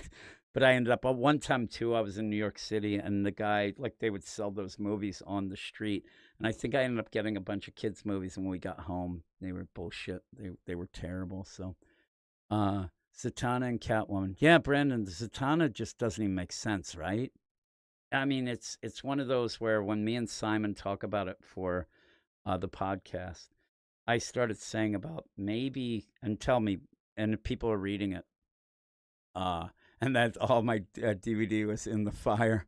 That sucks. Yeah, I at one point had a huge collection of DVDs. I was burning stuff and whatever, but Zatanna, as a book, I think what Jamal Campbell should have done is stick with the idea. Remember the movie posters and all that stuff? I think that maybe this would have been better served to one shots, a series of one shots dealing with a different genre with those movie posters and just have fun because this story makes no damn sense. The idea in this issue where you end up Clayface, who's almost like in a Black Mercy situation, but knows it, but thinks that everybody isn't real, but he's not. And then he has his kid. It made no sense. And he has a harpoon through him. That didn't make sense either. But yeah. Yeah, and I go with you, AL. We didn't have a fire, but I don't know if people remember. I think I was doing the aficionados when I first went on. We have oil heat and we have a heater that had problems. And what happened was I was down here and it got backed up. And I mean, legit, I had to go to the hospital. They took me to the hospital for carbon monoxide poisoning because I was down in the basement and the thing was kicking out. But in the meantime, it was also eventually kicking out soot. And it got so bad that almost everything, I had books, I had comics all in these bins, and it even got into there, this greasy soot, and ruined everything. And then the basement got flooded a couple times because they ended up changing the way our grate is outside, our sewer grate. And instead of having an open top, and we have a street where there's a lot of trees, so there's a lot of leaves.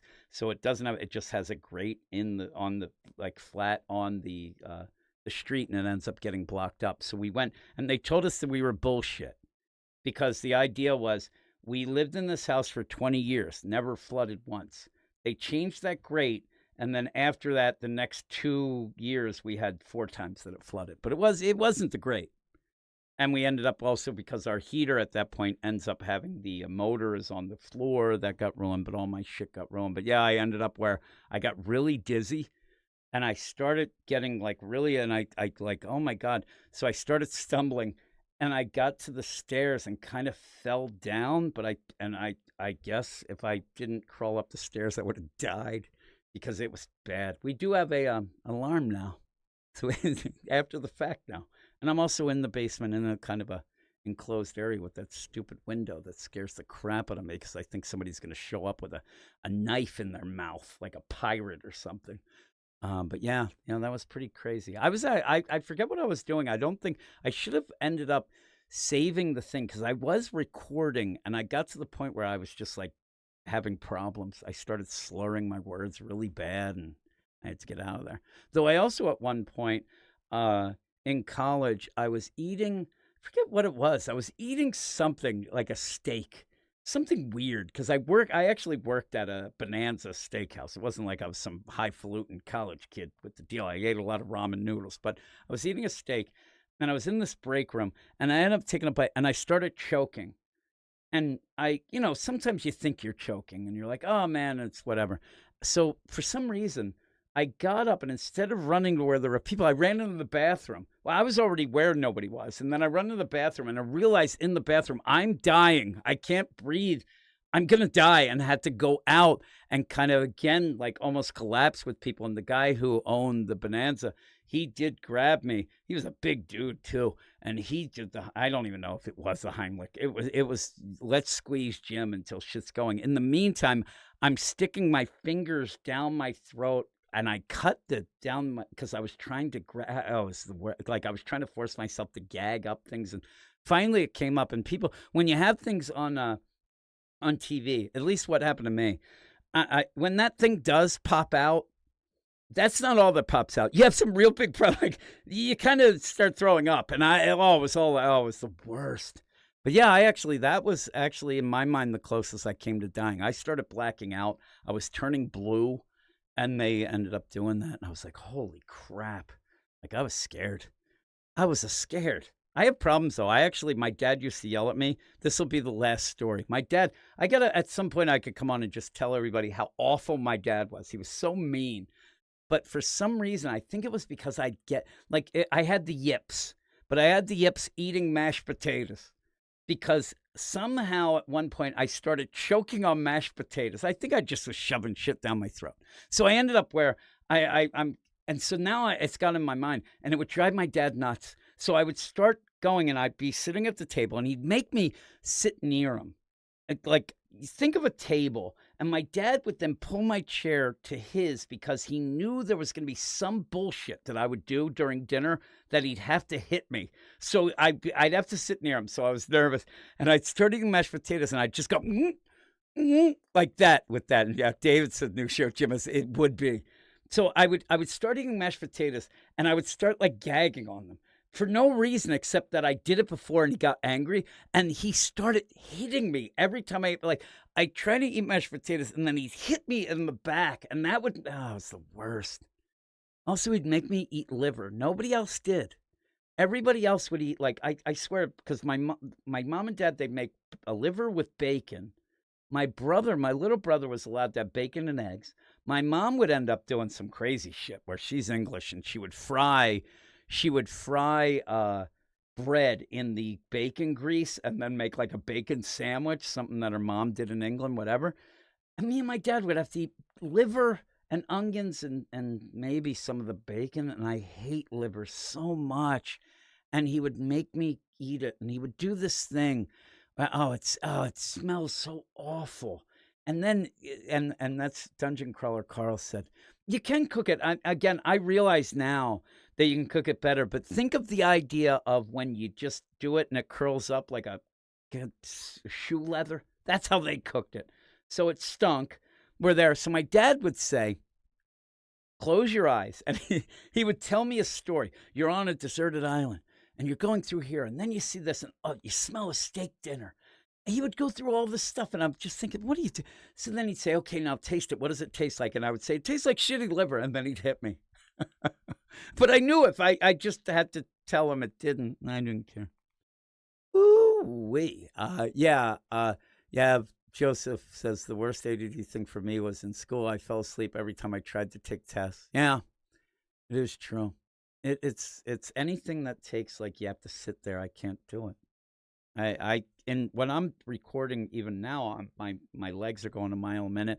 I also, when I'm doing it, gets me into trouble a lot of times recording because I have the book up digitally and I have the scroll window deal, the scroll thing, and I'm just scrolling through the issue constantly. It's just zoom, zoom, zoom, zoom, zoom, and then I'll stop to do things. But yeah, that liver. AL likes liver. That's the thing. It's one of those where I realize if you cook it better, you can actually cook it a way that will work out. And my mom's the worst cook. My dad was not very good. Though at one point, my dad, I don't know. Right before he died, I ended up where I didn't get along with him, but we talked but he decided he was into making tongue. And so he'd go down to what we have is a Puerto Rican deli downtown, and he would go there and they would actually sell him the tongue. It wasn't something they necessarily were selling, but I think they did have tongue sandwiches. But he got the tongue and he'd like slow cook it. It just looked weird. It looked disgusting. But and Dungeon Crawler Carl said he hated getting liver and onion orders. Had to clean the whole grill. Yeah, because I was going to say one of the things is that film that you get on if you don't cook it right, and it's bad. It's really bad. I don't eat a lot of liver or tongue now. My dad also really liked pig's feet.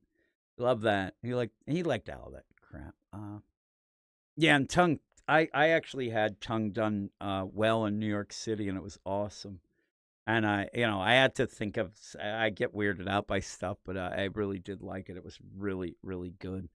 Yeah, I haven't gone to New York in a while. We used to go all the time. My wife would go to get knockoff handbags, and then me and the kids would walk around and get food truck stuff and get pizza and stuff like that. So there you go. But I think that's it. Oh wait, and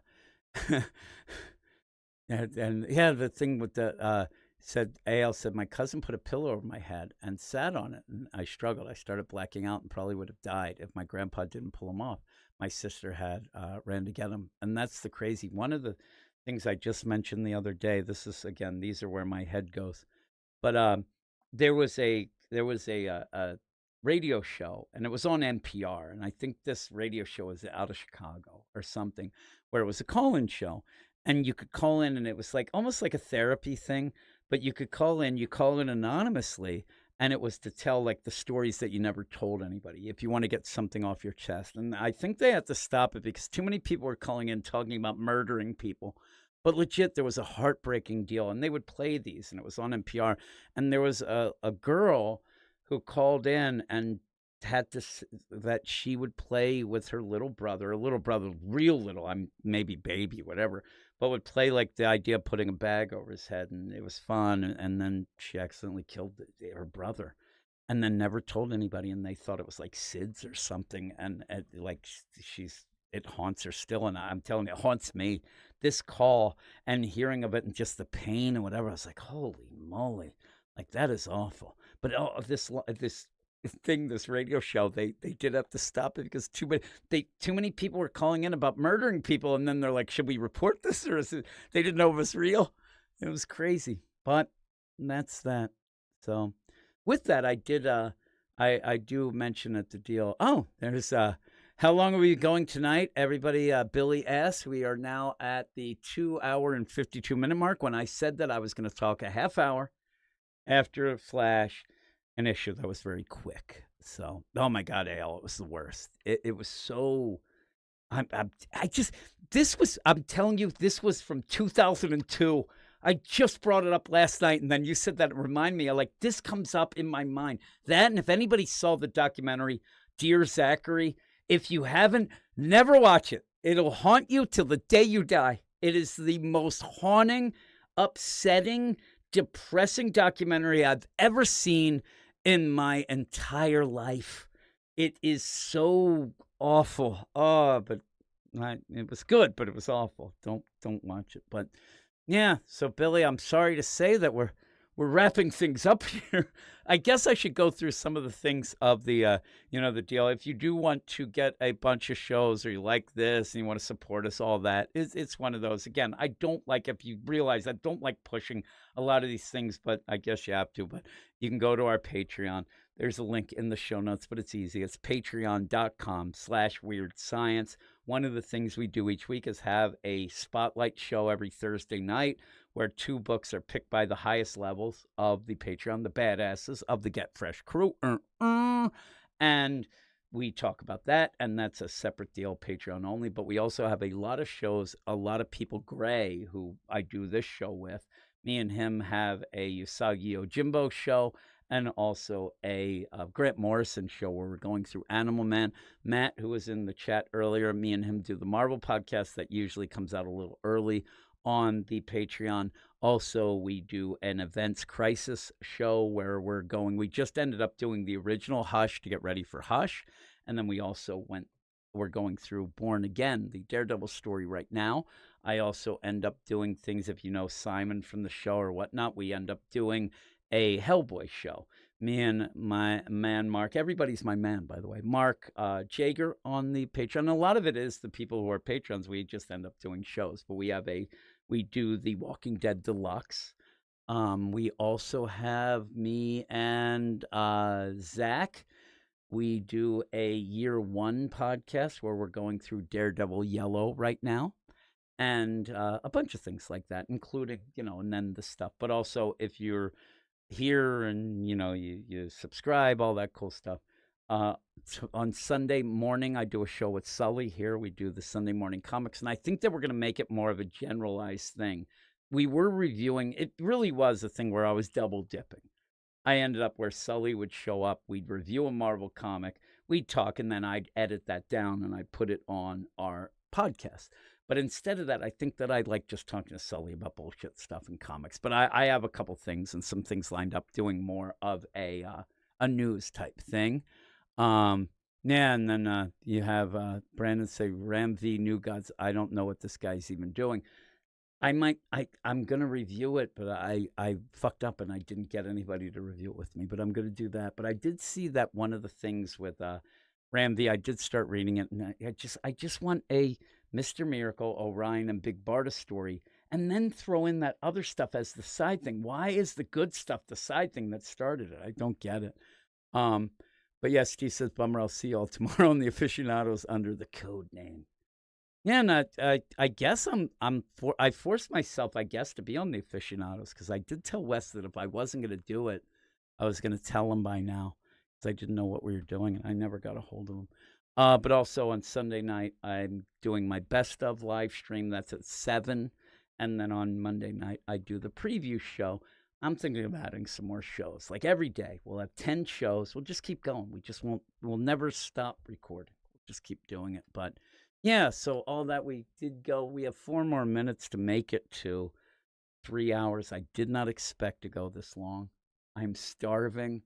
I don't ever think of the blood sugar deal, but I think I'm having some problems. But yeah, so I'm gonna go read some stuff I might eat. So I have a choice of rice or lasagna, and the weird thing is I kind of am craving rice right now, and I don't know why. But I'm just gonna.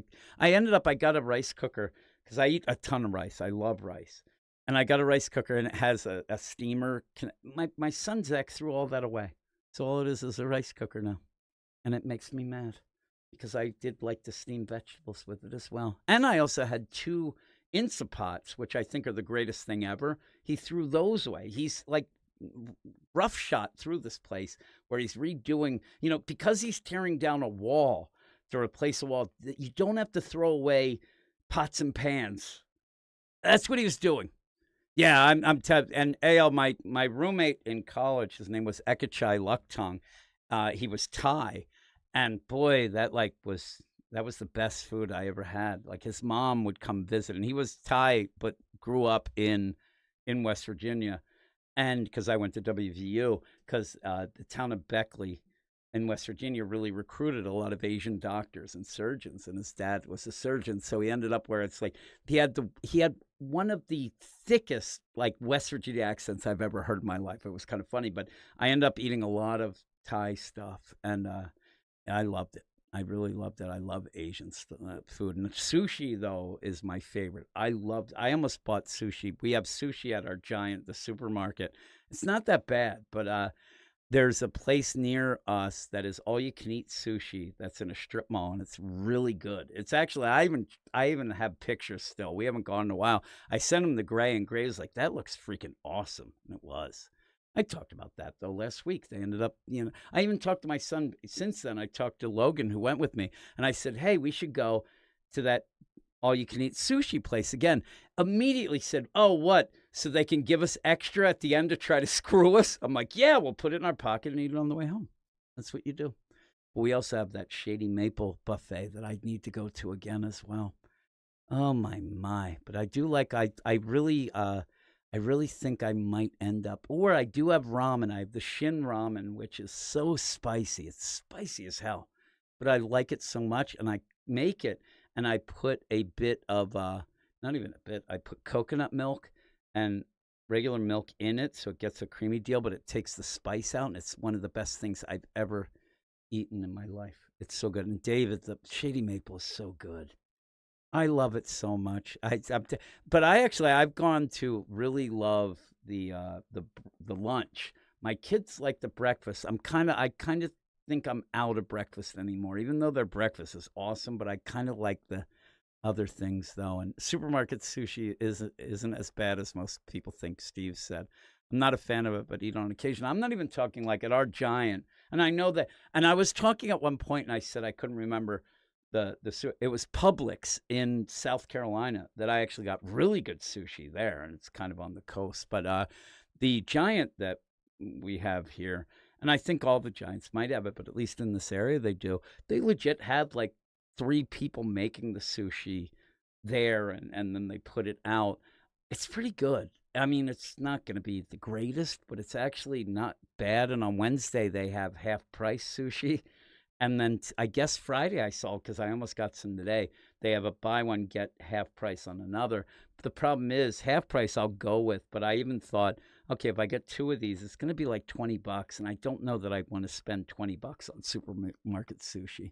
So, yep. And that's where Matt says I'm out of control, man. Yep, that's the thing. So we're done.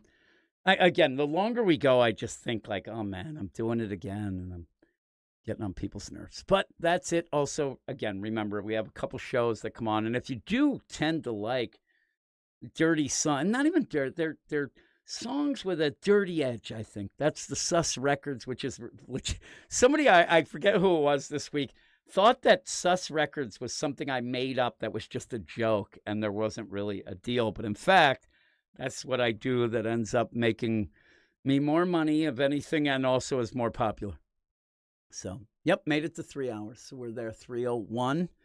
Pretty cool. But yes, Sus Records, you can go. I think that I thought that by the end of this month, I thought I was going to get to 50,000 subscribers, but I don't think I'm going to get there. I had a song that was going viral that actually in the past week, it's a song that has done before. It's over 2 million views right now, but it had like 400,000 views this week to get to that point, and it's like almost a year old. It's one that's really kicking, and usually when that starts, I really start getting the subscribers, and I think I'm at 43,000, but I thought at one point that I was going to be a little more, but that's the deal. Also, I got a community strike that I'm pissed off at. I always talk about, but me and Wes are coming up with a deal. I'm going to take it to the streets. I'm going to end up tweeting YouTube on X, Twitter, and say what the hell is wrong with this, and see what they say. And maybe I can get that strike. The strike doesn't really do much, but you just have to watch your P's and Q's. So with that, I'm looking now. I did put up a song today. I knew it was one of those in the dirty song business. Sometimes even anything on YouTube, sometimes you have to put stuff out there. You know it's not going to hit. Like, you know it's going to do okay, but you do need to maintain the schedule, and that's what happened today. And I hate those days. I hate, even with comic stuff or whatever, like those days where you're like, I have to put something up, but I don't love everything I have right now. So I had a song that was just that. And yeah, it's not the greatest, but I have an Easter song up there. I was told there were people who weren't a fan of it, but that's fine. And yeah, some of the dirty songs, they're more like just kind of cheeky humor. And I mean cheeky because a lot of stuff about butts. But I don't like to curse too much. But that's it. I'm actually going to go out with what I was going to go out with Gray. I could do a naughty song, but I'm not going to do that because that's for the other thing. You have to go to Sus Records for that. But I will go out with the Animal Man theme. That's one of Gray's favorite songs that we do for our Animal Man show. The reason I'm doing that mainly is because I already have it on the soundboard. and I don't have to reach in. I could do the Batman AF, but I'm going to do the Animal Man. A bit of a inspired by Oasis, this one. I think that a lot of people have heard it already, but that's it. So I'm going to go. Thanks, everybody. I had a ball again. I like talking. As long as everybody likes to sit around and talk and shoot the crap and listen, whatever, we'll just do this each. I have a feeling this is going to be something we're going to do each week when I don't plan on it, but it'll feel weird if I end up like next week, Gray isn't going to be on, and then afterwards I'm like, yep, sayonara, suckers, and I'm out in like 2 minutes. Then I'll start feeling like I gypped people off and it didn't work. I don't want to do that. So we'll probably talk a lot. And I do see the actual show was 50 minutes. So we, over 2 hours extra. There you go. It's bonus coverage. Still want to think what people think after the fact, because it's kind of cool to talk after. But if you're listening to a replay, very weird. I didn't look at the stats either. I got to look at those. But thanks, everybody. I really do appreciate it. Thanks, Matt, for the super chats as well. And AL, thank you so much for the card. And I'll be drinking. And I do like at Starbucks, the coffee, I do actually get that white chocolate mocha coffee that I think they make pretty darn good, though I always get confused and nervous when I go to get one because I don't know, like Venti and Grande and that nonsense. I always get nervous when I go there. But I will also be able to get the deal because they give you that thing for the dogs if you have a dog, and I'll be going with my dog. So I'll do that and maybe eat it I think they give a biscuit in something or something like that. It's cool, though. Yeah, it's cool stuff. But thanks, everybody. I really did have fun, and I hope you did as well. We'll hear the Animal Man song right about now.